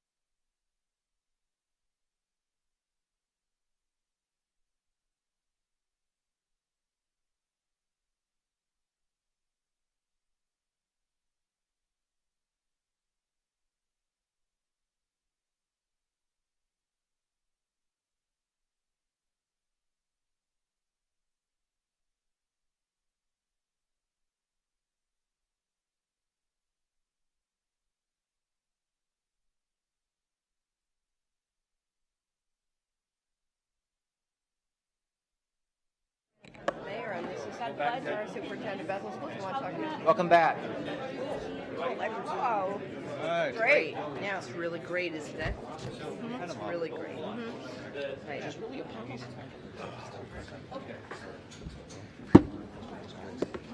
Okay. That's awesome. That's Betty's chair. Don't take Betty's chair. Don't take Betty's chair. I rewrote it. So we had a motion on the table before we left for break. I believe that motion's been amended. I'm going to turn the floor over to Counselor Clark. I like that one. Just see the. If I might, I'd like to amend my motion here as thusly. And the reason is twofold. Number one, again, my concern is I don't want to just allocate money one time that'll end up being ongoing, or to allocate money that ends up just being a bigger check to St. Vinny's. I don't want to buy more services on behalf of Eugene. What I do want to do is work with what the mayor has already started talking about, and others, with HSC and with the Poverty and Homeless Board, to come up with a larger, broad community solution that allows for low barrier shelter, as Chris had mentioned, and is more shelter oriented as a solution than services. So, and is a longer term option. So that's why that's the intent of the motion that I have recrafted here. So if the second is willing to accept it, that will be my motion. I have a question first. I was a second. Does it have to be low barrier, or do people have to be drunk? The word I used was qualified. I don't know if that's still in there. And what I mean is, it is at least that. Well, could you say includes? Sure. And instead of includes. Just, sure. It sounds as if everybody has to be a drunk to get in it. No, that's not what it means. I'm happy to accept that friendly. Okay. Includes.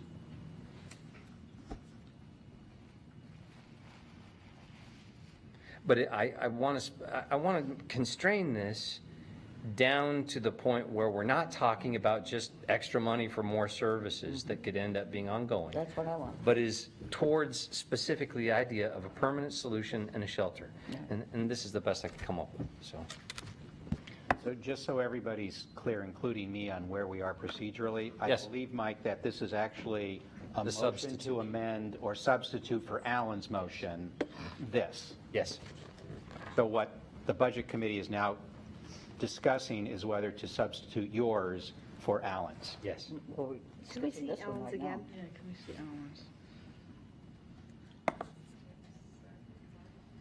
Counselor Zelenka, I had you in the queue. Yeah, so can you put them both up at the same time?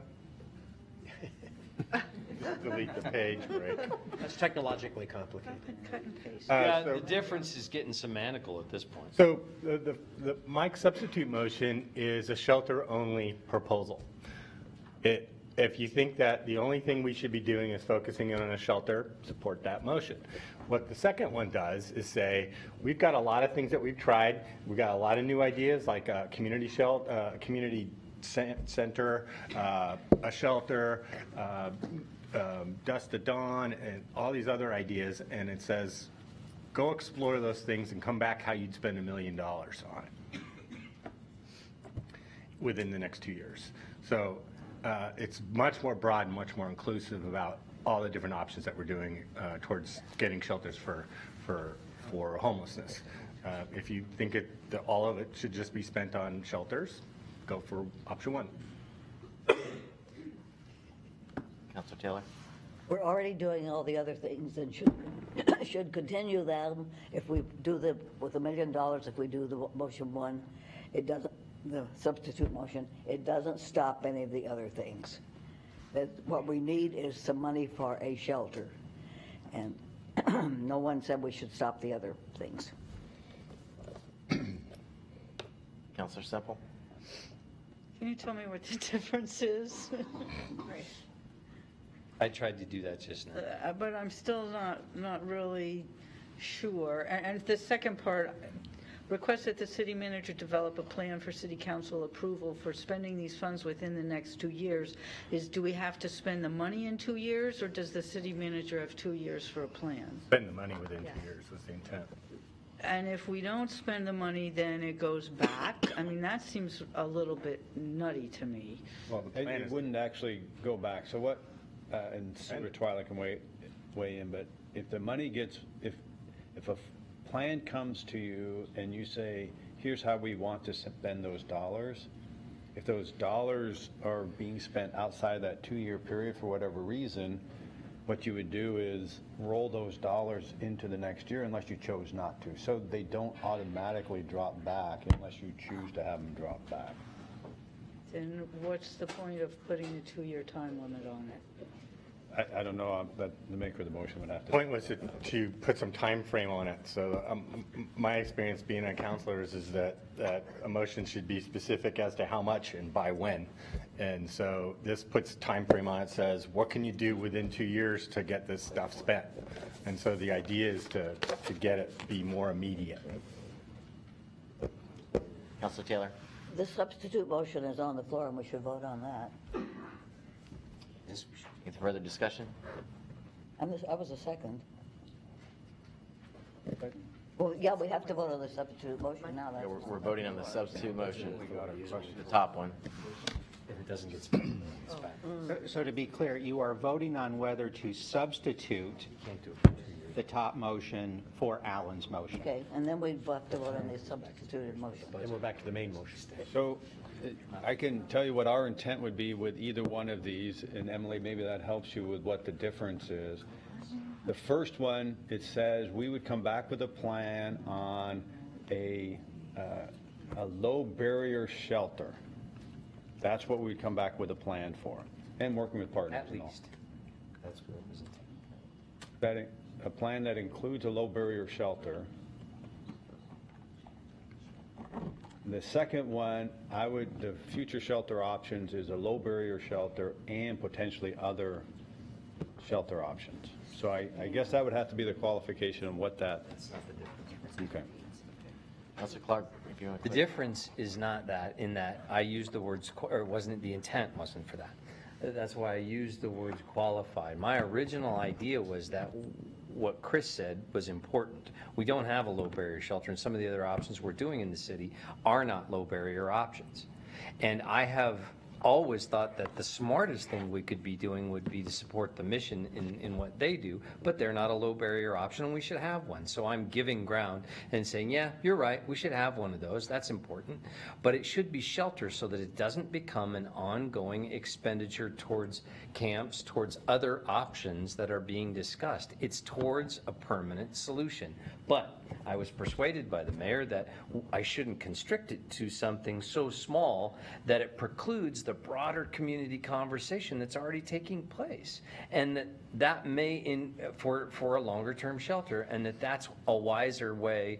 And so I should broaden the language sufficiently so that it takes in that larger opportunity for a broadly supported community solution towards shelter. The differentiation is ongoing services versus or other options versus shelter. That's the difference for me. That's a prior. They're very similar. They're very close. They both involve $1 million, and they both come back with a plan. But for me, what I like about the first one that would be nice if it was part of the second one is in conjunction with interjurisdictional partners. Because to me, that's a very important aspect is we're putting up the capital, but that we need interjurisdictional partners in order to be able to operate it. And I like the fact that that's included in the first one because it's very clear that we are willing to step up and produce a low barrier shelter, which is definitely needed, among perhaps some other ideas, but that's the key one. But the qualified shelter is in conjunction with the cooperation of interjurisdictional partners. And for me, that makes that option a little bit more attractive. Can I muddy the waters a little bit more? So, part of this came out of this general community conversation that we hear from the city council all the time that we need this community shelter. We had a work session in which We heard some reports and the council, more or less agreed that the missing piece was a low barrier shelter. But the sort of key element that I just don't want to get lost here is that what we're aiming for is sort of a broader community conversation about what does the community want to invest and what are the outcomes the community wants to see. And I don't want to, I guess my intent in this conversation is we're not tying our hands to any particular preconceived notion about what that solution might look like, because we have a lot of pilot projects out there. So I know Mike has crafted this partly to respond to my comments, but part of my comment is we might build a shelter, but we might not build a shelter. We might have some other combination of services that meet that need and that use those dollars better. So it might look like a shelter. It might not look like a shelter. It might look like another Opportunity Village or I guess my plea to you is the intent is the important thing here. The intent is to designate some money aside for a deliberative process, both in the community and with the council, to talk about how best to address the solution, and that maybe the budget committee itself does not need to put such a fine point on it about exactly what that's going to look like, because as council, you'll have that opportunity to define it later.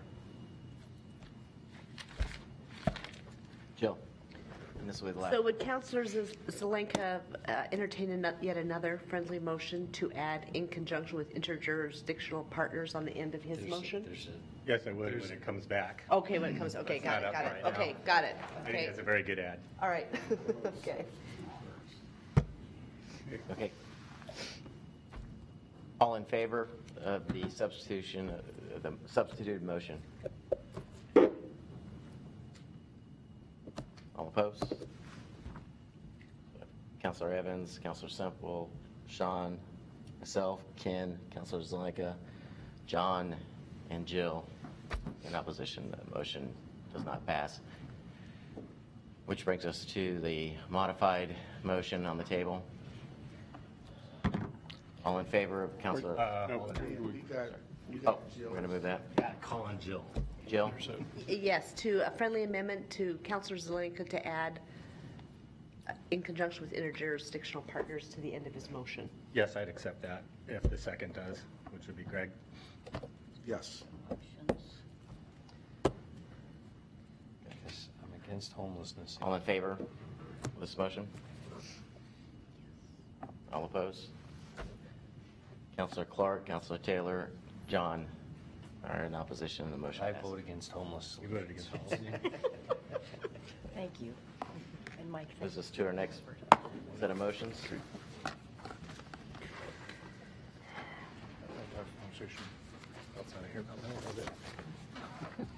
we have one of the motions on the screen. Okay.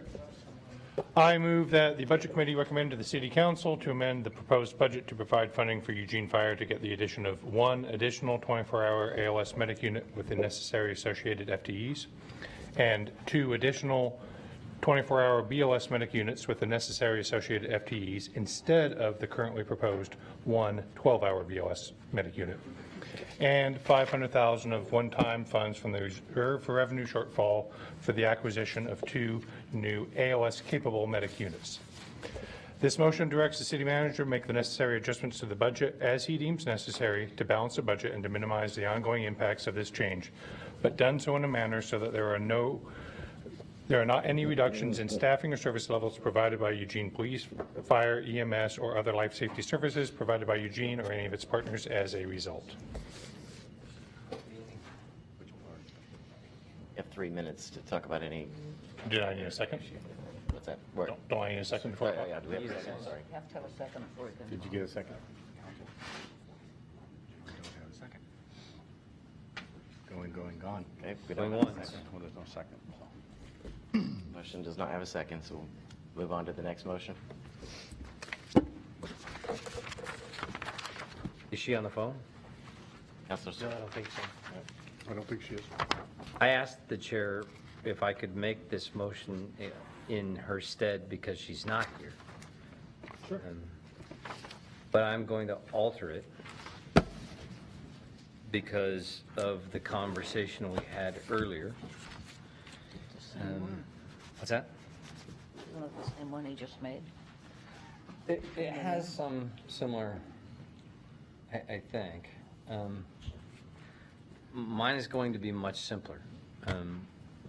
As the manager's budget already contains the BLS ambulance, mine is a simple motion for 1.6, and we can say, and I will say, with the caveat and with the quotations of one-time money,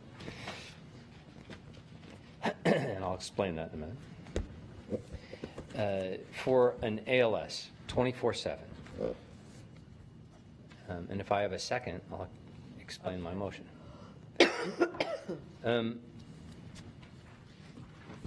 I believe that because of the complexity of this, I believe that there are parts about the repayment that we get for those services from insurance, from the government, or from the federal government, and from private payments that we don't know yet what that revenue amount is going to be. We don't. It's an important reason why studying the right mix of ALS and BLS is important. But I also I want to err on the side of safety. And while the manager and the chief are the ultimate authority on what's the smart thing for us to do, there's also a whole room full of professionals who do stuff I couldn't do for a living, saying, help, we need more. And so I want to respect that.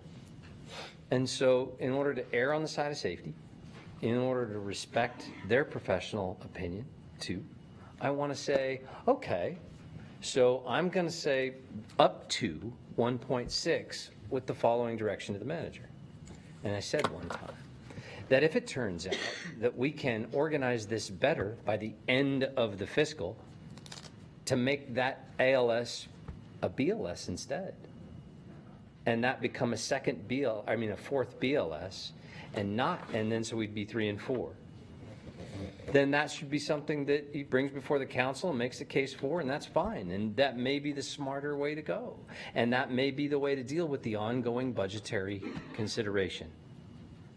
And so that's why I'm saying one time, because we need to plug this hole right now as quickly as possible. But we do need to study and come back and say, is this the smartest arrangement based on what we know? And let everybody involved make the case and make a good decision. That way we're covered, and that way we're not necessarily creating a liability monster in our future. So up to 1.6 one time, with the caveat that we're coming back after the study to talk about the right things for the future. Thank you. Councilor Zelenka. Yeah, this is a critically important issue, and I understand the stress that the firefighters face and the ongoing work that you guys do, and I really salute you and appreciate the hard and brave work that you do every day. And I want to make your lives as easy as possible so that if I ever need you, you're there. Hopefully that'll never be the case. And you definitely got our attention, that's for sure. And I'm very interested in solving this problem. This is my 21st budget, because I was on the budget committee before this. And all but about 4 of them were cut budgets. This year we have $1 million, next year we got another $1 million, and the year after that we got another $1 million. We got a $3 million hole that we have to do over 3 years that we have to do. And my experience with the budgets is that it's a zero sum, meaning that if you take away from one area, you got to add to another area. And so that sets up the dilemma. And a roughly $2 million hit is to the general fund is a big deal, and it needs to be thought about very carefully. It's roughly, I think, Mr. City Manager, you said you didn't know specifically, but 20 to 25 FTE. You don't have a plan, but it's going to be people or services that would go if we were to plug that on an ongoing basis. So Making this big change should be done after careful and extensive thought about this and analysis and very thoughtful discussion. The proposals in this one and the ones that I've seen so far just don't meet that threshold for me yet of careful and thoughtful analysis. This seems like just kind of band-aiding it in particular.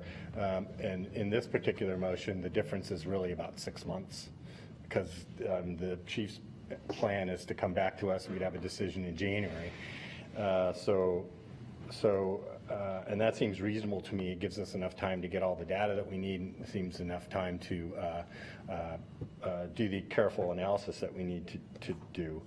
And if we decide to do an ongoing thing, and this kind of sets up that ongoing thing, once it's in place, it's more difficult to get rid of. I want to make sure that we're doing that full eyes open. We don't even know what the cuts would be if we were going to add $2 million to the ongoing funds and take, because it is zero sum.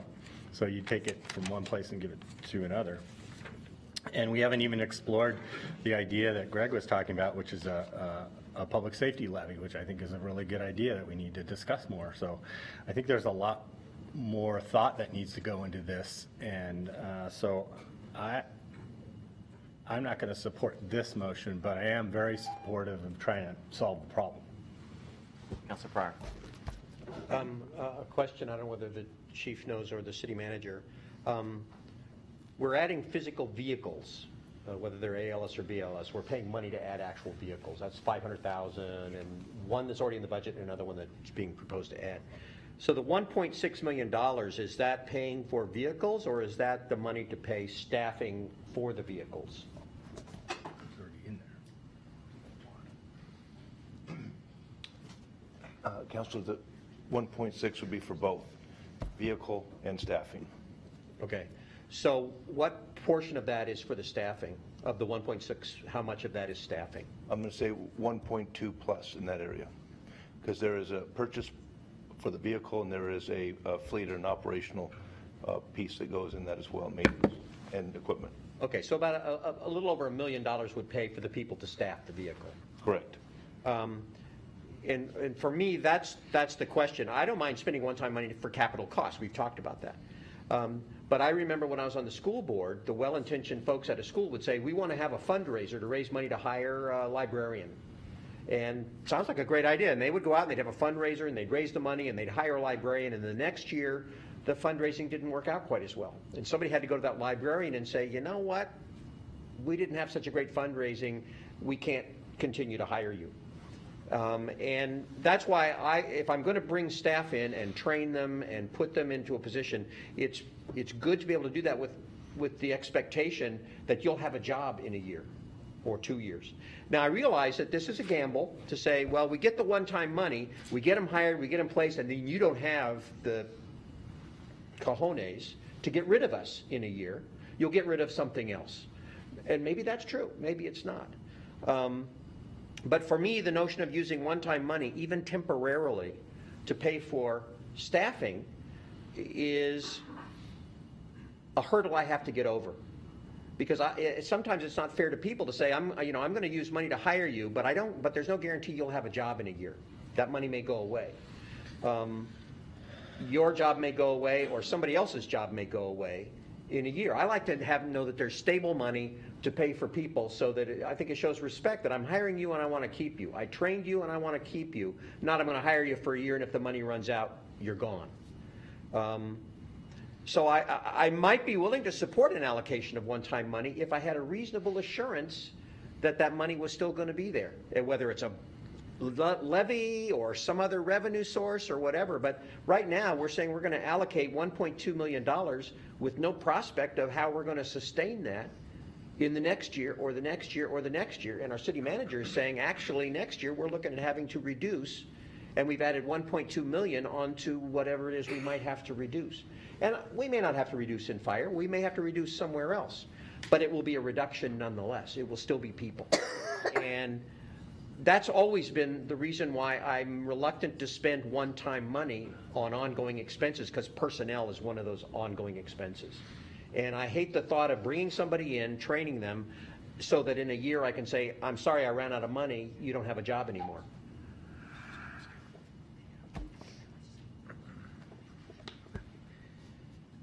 Ms. Sean. Sorry, this is for the chief again. So, correct me if I'm wrong though, but nobody can actually get hired until January 30th, is that right? No, we have a class scheduled for hire in September. Okay. And they will be online in January. So Oh, okay. We have a 14-week academy, then we get them online, and they're able to run calls. Okay. Or you could do overtime before that. Yeah, and so I guess, and maybe this is outside of the scope of this discussion because it's too technical, so please let me know if I'm overstepping.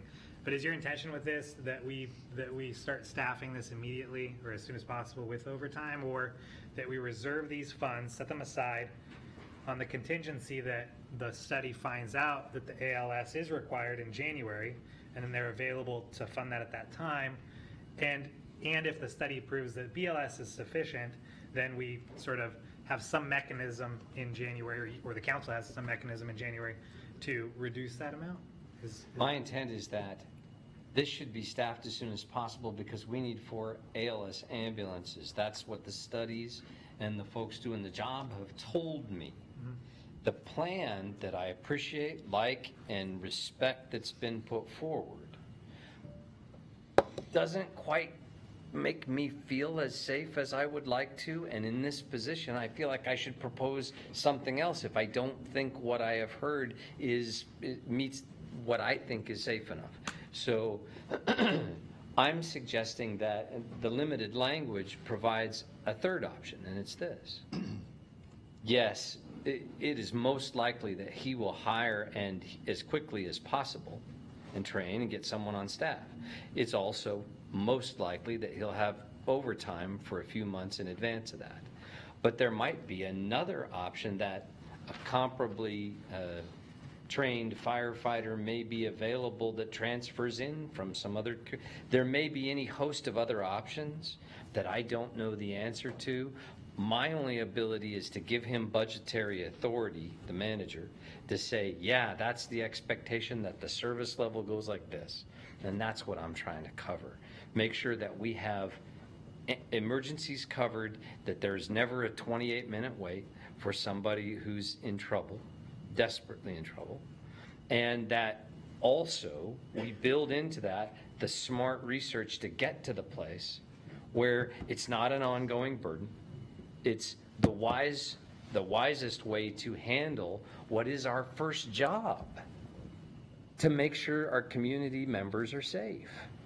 And for me, I'll trade a whole bunch of other services in lieu of that, from library to other things. And then, sorry, one follow-up question.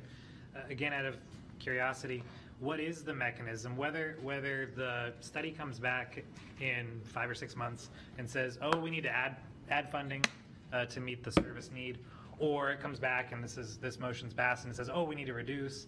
What's the mechanism in 6 months that allows for that adjustment? Council can appropriate dollars at any meeting. Okay. All right, thanks. John. So I like that we're getting something moving. I am concerned that only allocating one-time funds is only going to continue to kick this down the road further and increase the pain at that time. I would love to see this say ongoing funds instead of one time. I think that would give us some ability to push forward, and we've discussed over the last several weeks, the extent of the need. I think it's this budget committee that, job to acknowledge that there is an ongoing funding need, and whether it's 2.3 or 1.6 or 2 million, or, pick the number that we can afford to do, but it needs to be an ongoing aspect to this.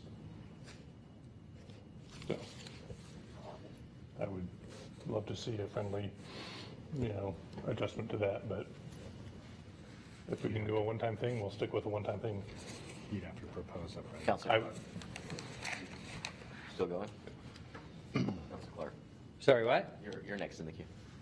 We had you down. I don't know if you motioned or. You know, I did because I was going to answer the thing, but in answering Sean's question, I think I answered, said what I wanted to say there. I guess I will address that other piece, the ongoing versus one time. Yeah, I'd be more comfortable if it was ongoing too, but the reality is the manager and the chief are right. We don't yet know the right mix for us. We know that what we have is an issue. It's been flagged since 2014 that we've got a problem. We need to address it. So I'm saying, okay, cool, let's address it. And it's possible this is too much. I grant you. But I'd rather err on that side. So I'm trying to leave open the door, which is, let's not overcommit ourselves for the long term. Let's do the study. Let's know what's right. Let's figure out what's best and come back to council and say, hey, we really think we ought to adjust this down. Or maybe we need a fifth one. But I know this. I know for certain that in 15 to 20 years, there's going to be 50,000 more people living here, and we're going to have more of them anyway. So let's start figuring it out. That's my point of view. Councilor Zelenka. Mike, maybe you can clarify a couple things for this motion, because, done kind of in haste, and I don't know that the wording's what you said. So the one-time monies, that would start immediately, starting July 1. Yes. And then I don't know if we can organize by end of the fiscal year to be BLS. I don't either. Bring it to the city council. Oh. I think She was trying to get what did you sentence out? And I guess what did you mean by it? Manager wants to suggest. What I would say is our intent, whether you have the sentence or not, our intent is to finish the study and come back to the council with that and talk about what's the future needs for ambulance services. That's never been a question for us to do that. The question is, as you've all articulated, how much do you need, when do you need it, and what's that going to cost? That's the issue. It's never an issue of where we're going to come back. So whether you include it in the motion or not include it in the motion, we will still be coming back to you with that plan. And the amendment that you guys brought at the beginning was actually, you're going to add, you already have BLS 3 in there, you're going to add another one, so there's 4. So it's actually adding 24/7. Or, well, not necessarily 24/7, but two 12s. Right, so yes. And so that's already in there. And so no, not in our original budget. No, the amendment that you're proposing. Doesn't that become? Someone needs to make that motion. Right. Oh, okay. It's not actually a motion. So that would actually have to be a formal amendment.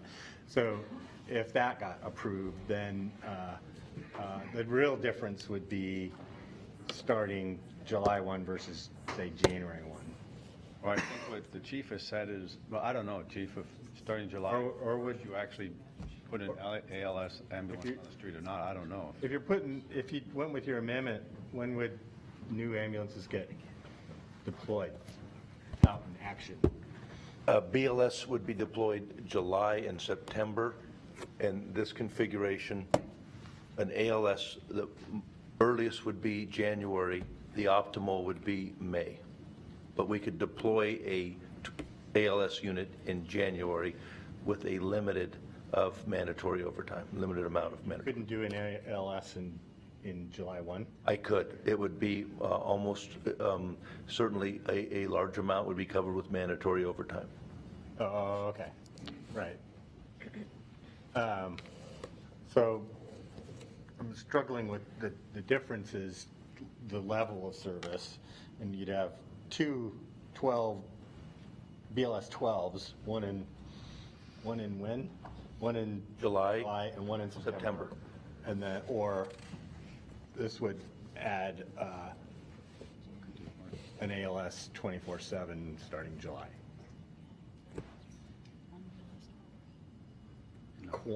Qualitatively, what's the difference?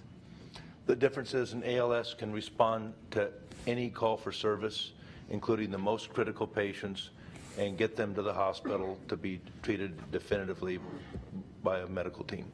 A BLS unit is for the low acuity calls that are about 50% of our calls. Right now, they're 25% because of how we dispatch.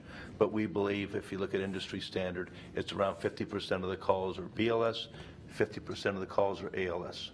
Up until last October, we were running 100% of our calls ALS, and we had a contractor for the lowest acuity calls. The part of the teasing out of this year as we work towards the definitive solution is trying to get our call volume to 50% ALS, 50% BLS, and then determining the resources to have a sustainable deployment that will last for a forecast of 5 to 6 years. So regardless, we're going to add ambulances July 1. And so why didn't you make a recommendation for an ALS? Because you think that the BLS is what we need to deploy because of the number of low acuity calls? My concern was to have a solution that was within a budget that was not one-time funding for staffing. I want to make sure that when we do have staffing, it's sustainable and it's ongoing funding for staffing, and one time is used for apparatus or retooling of a surplus vehicle or a bridge funding to confirm that we're able to recover the revenue from the deployment that is not the over $1 million a year. So you can always run a BLS call with an ALS unit. So this will cover any call that comes for service. Our interest is to get the ALS units from the hospital back home to their home station and have the BLS units run the low acuity calls.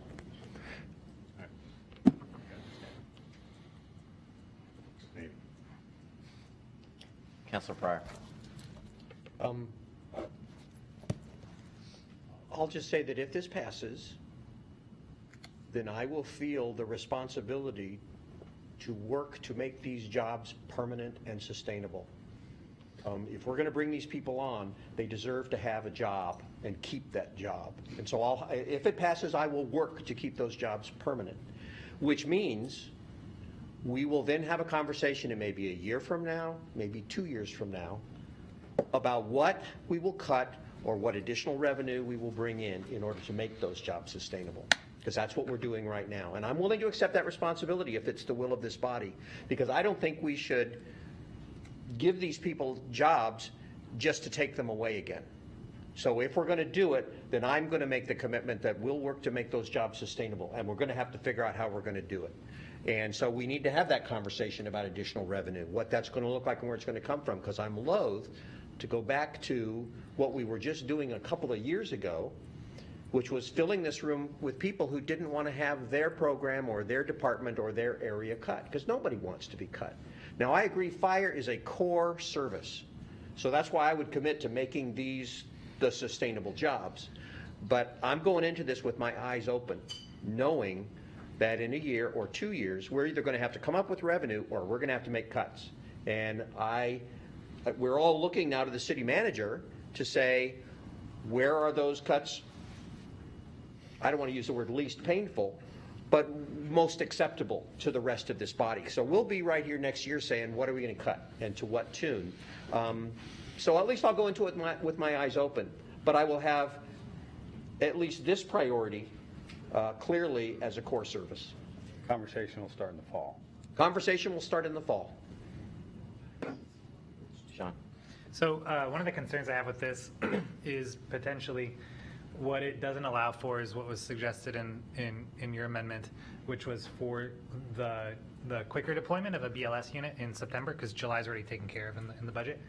So is there potential to, under this proposed amendment, to still deploy a BLS in September that could then become an ALS when staffing allows? Or does this really say that BLS unit is now off the table for September and we've pushed out the incremental improvement in service levels to next year?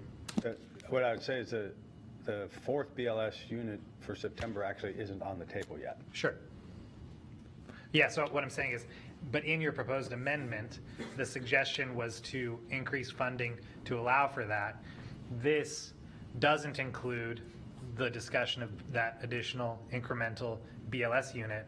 So my concern is, under this wording, as compared to the amendment that you proposed, does this push out the incremental improvement in service levels by that additional BLS unit that was suggested for September to now just the ALS? Or does this allow for us to still have that stepping stone of a BLS unit in September that could then convert to an ALS in January? And maybe I'm being too complicated. This motion does not include, unless BLS. Mike says it, does not include the 500,000 for the BLS unit. Okay. This is 1.6 million for an ALS unit. And I think when the city manager said that's not on the table yet, there is another motion that could be made separately that would fund that 500,000 if somebody puts that on the table. This motion is just the ALS unit. So let me ask you a different question. Is it possible to have a BLS unit convert into an ALS unit if we said we want $1.6 million for improved ambulance service, and it will be BLS as soon as possible, converting to ALS as soon as possible? Is that feasible, or is that not feasible? From a deployment perspective, that is possible. Okay. So can I make a recommendation for an amendment to this to allow for a BLS unit to the second or the third or fourth, whatever, the September BLS unit to be in place as an incremental step towards the ALS unit in January? That would add another $500,000. No, as a part of this 1.6 million. Can't do both. The answer is no. Okay. Because it would add a good deal more money and complicate the the option. What I'm trying to do is craft what I think is a compromise between Claire's ask in her motion and that $500,000 only, which is where I think there's enough agreement that we solve the problem the right way and we don't obligate ourselves too much. That's what I'm trying to do. So I guess then I'll just end by saying my concern with this is, while this may continue to solve what we believe is the long-term problem, it pushes out the incremental and almost immediate solution, because in September, we don't have an additional BLS unit. So that's my concern with this. We have the one, but we don't have the second. Not the second one. Yeah. We have an ALS and a BLS. All right, I'm gonna put myself in the queue. I have a question about the 500,000 for the BLS, the third one. And if there were to be a fourth one, and those were one-time monies being spent on those, is that correct? Yes. Did that include a increase in personnel? I'd have to look to Joe. Oh, it does. It includes an increase in personnel, and instead of surplusing the equipment, getting the medic units equipped to do transport. So that's what the 500 is. The 250 is for the staffing, 250 is for getting the apparatus available, keeping them from having to sell them at surplus. So does that staffing, that would be in the same place as the ALS at the end of the budget year? I think the... Saying that correctly? You're still in the same place of, are these folks going to have jobs? I think it's a little bit different, and Chief, you can weigh in. One, it's substantially less money, so it's 250 versus 1.2. The other piece is that part of the analysis is there revenue-backed enough free board in a revenue-backed plan that can cover that amount of those dollars? I think that's what the piece is. Yes, and these employees are limited duration employees, and historically, as we have another recruit academy, we will reduce the limited duration because we hire 4 to 6 from this limited duration pool with each academy, so it might right-size itself at the next academy hiring. Okay, and then these 2 BLS ambulances potentially would not include overtime? That's correct. They're running at 12-hour units. There's a very small amount of overtime that it takes to keep those units in the field as 12-hour peak activity units. Thank you. Councilor Taylor. I'm confused about, since with the Eugene Springfield Fire Department now, what does Springfield pay toward this if we do this? Springfield has 3 ALS units for a population of 65,000. They are very well covered within the amount of calls that they have. Already paying a lot. That's correct. Thanks.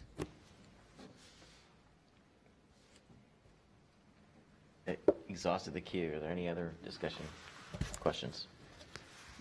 Okay, so we have the motion on the table. All in favor of the current motion? All opposed? Sean, Councilor Pryor, myself, Ken, Councilor Zelenka, Jill. In opposition.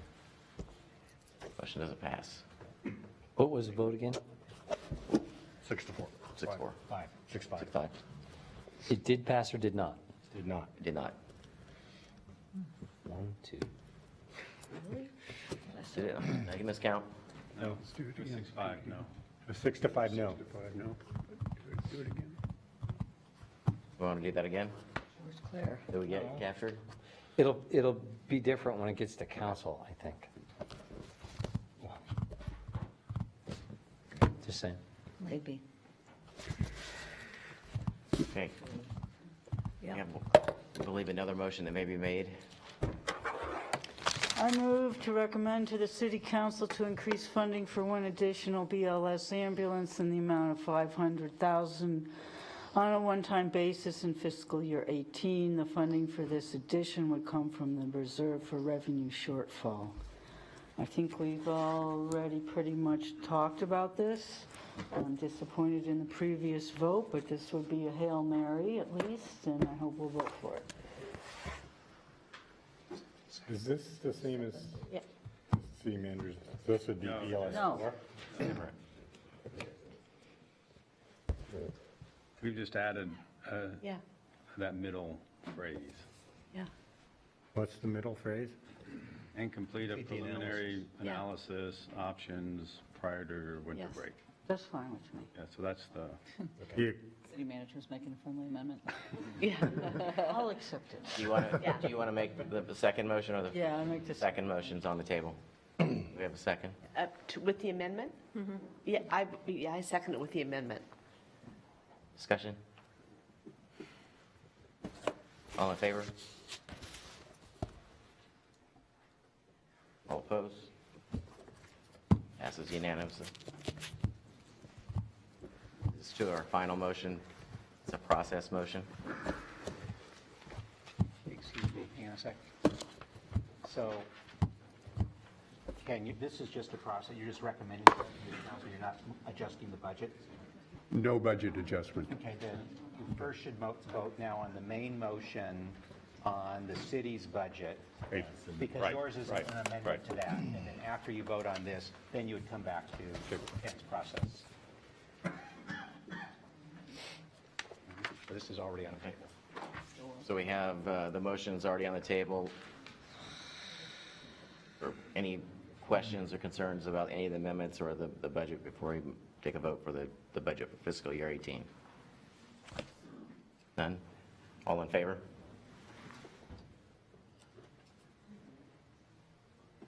This is where we vote whether or not we're approving the budget. With the amendments. With the amendments. All opposed?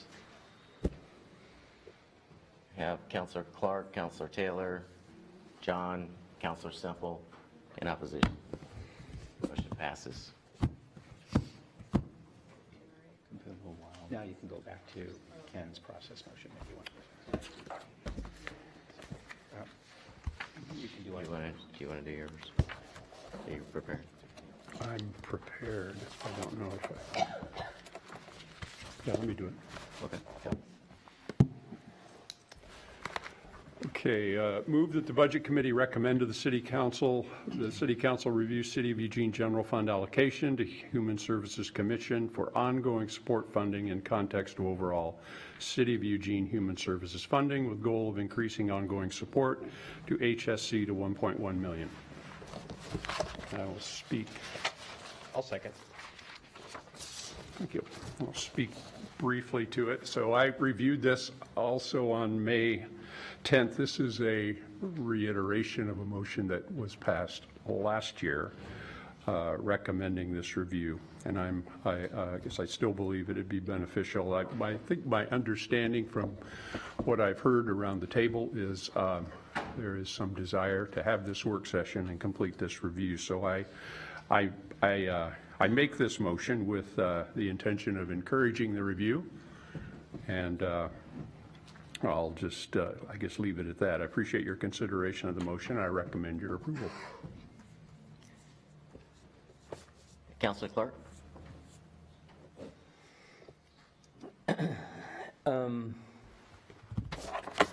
I won't support the motion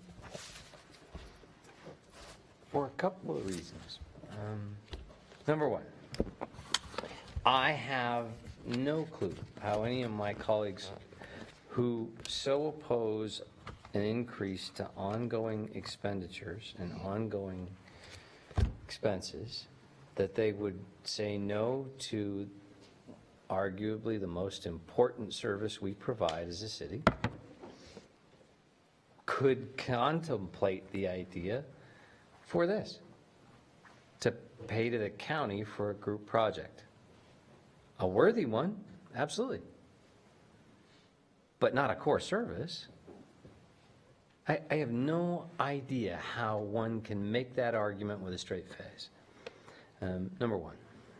Number two, I have great concern with what this committee has done tonight. I believe that this budget committee, while contemplating this, is making a statement that intentionally or unintentionally can have some really unfortunate consequences. I think we're saying to those who are in need, down and out, to those who are what some would say homeless. We're contemplating spending a great deal of money for the homeless, but we've told our firefighters, we don't support you. I think there's an awful lot of people who will interpret our actions tonight that way, and I think a lot of them just walked out of the room. So I really encourage us to give thought to what it is that we're saying with these motions, because I can't support what this implies. Thank you. Councilor Pryor? Well, one difference is this is asking for a review. The other one was asking for a commitment.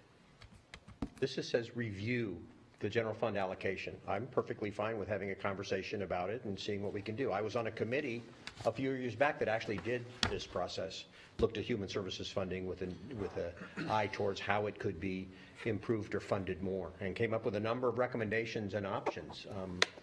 As with many other committees in the past, very few of those options were actually implemented, but I think reviewing it again is not a bad idea.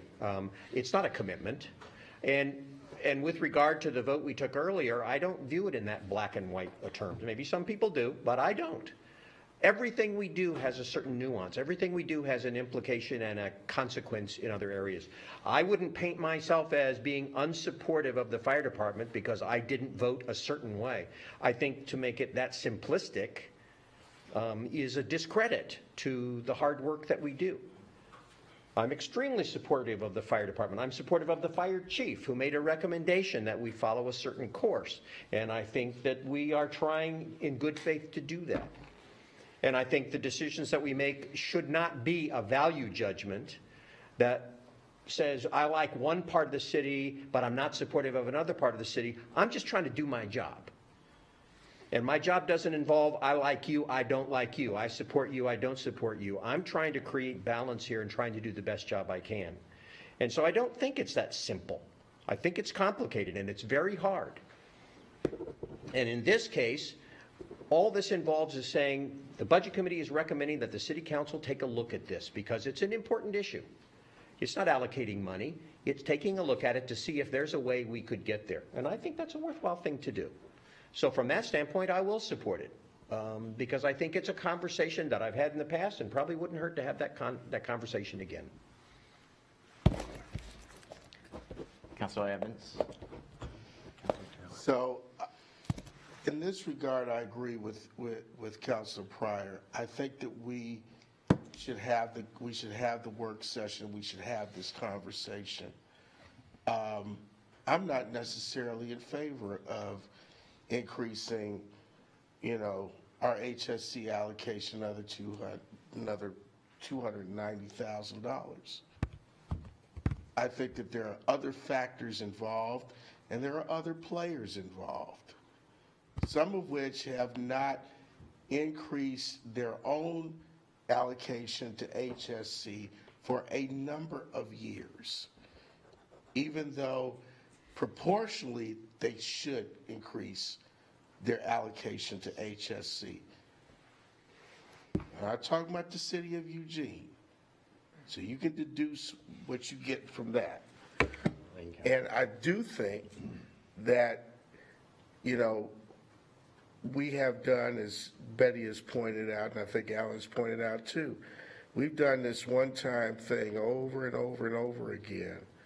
And what we're going to discuss at some point, and I wanted to put this out as a work session before that, but, in conversation, deliberation with staff, it was suggested we do this at a later time where we can actually have more time to do a deeper dive into this, is if we commit to 1.1 million in ongoing support, it's going to be hard to pull that money back, particularly if we go through a budget crisis.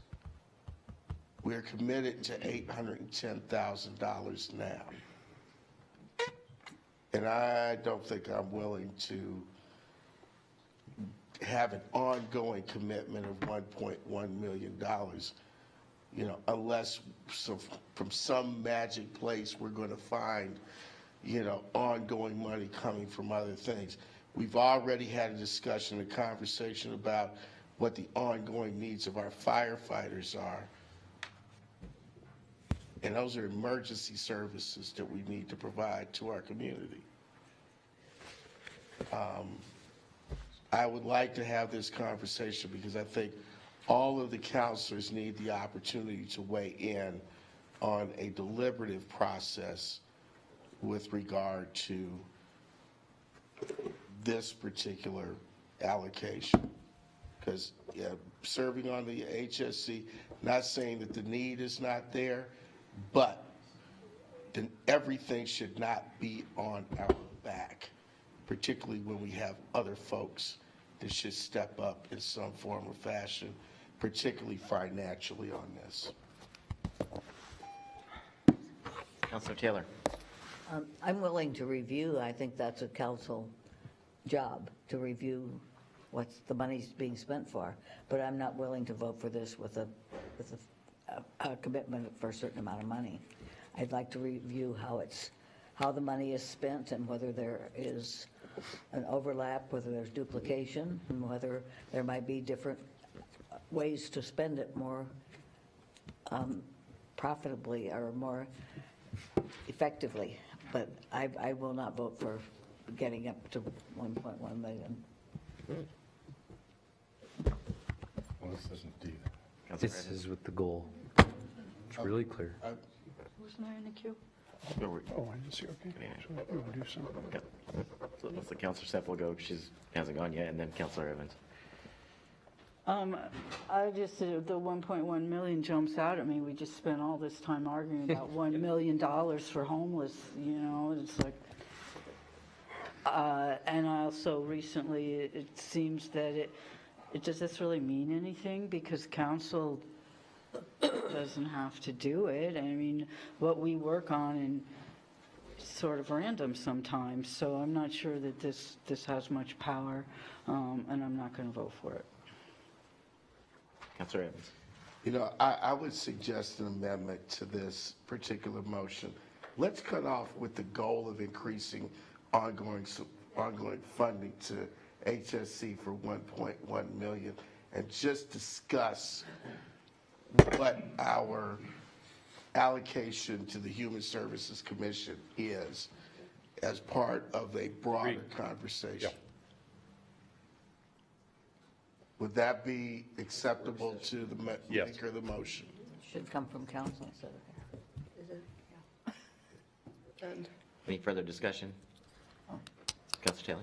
That's okay, but that's really a council matter, and if the budget committee wants to recommend that we discuss it, that's okay.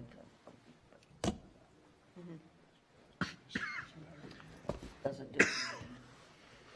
Well, we have a motion on the table. All in favor? Well, that's true of all, but motion. All in favor? Opposed? Councilor Clark and John. Opposition. Motion passes. Okay. Okay, that leads us to our final motion tonight for the Urban Renewal Agency budget.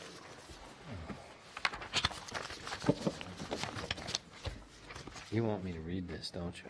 Oh, you shut that page.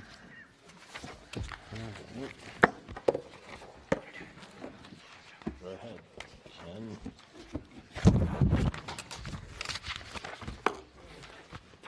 I move that the Budget Committee recommend the Eugene City Council, acting as the Urban Renewal Agency Board of Directors, the FY18 budget for the Eugene Urban Renewal Agency that consists of the city manager's FY18 proposed budget, including the property tax levies and/or rates contained therein, amended to reflect the appropriations for prior encumbrances and prior year capital projects.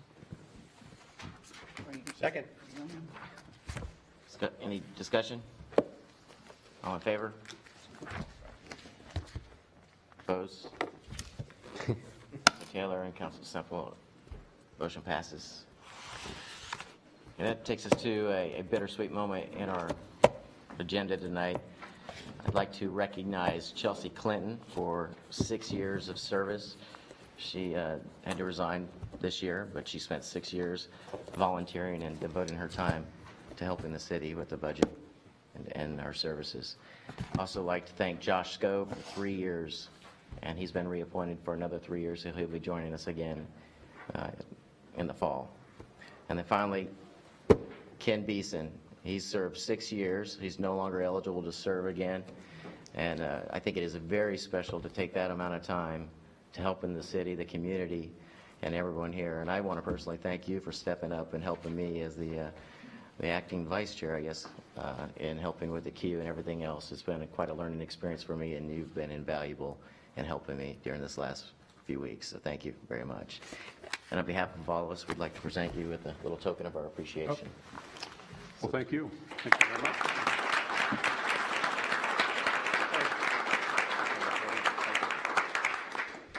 Thanks very much. Cost $1.2 million. It did. Thanks. It's been my privilege, and I appreciate it. Appreciate the opportunity working with the council and others, also working with the staff, and thank you very much.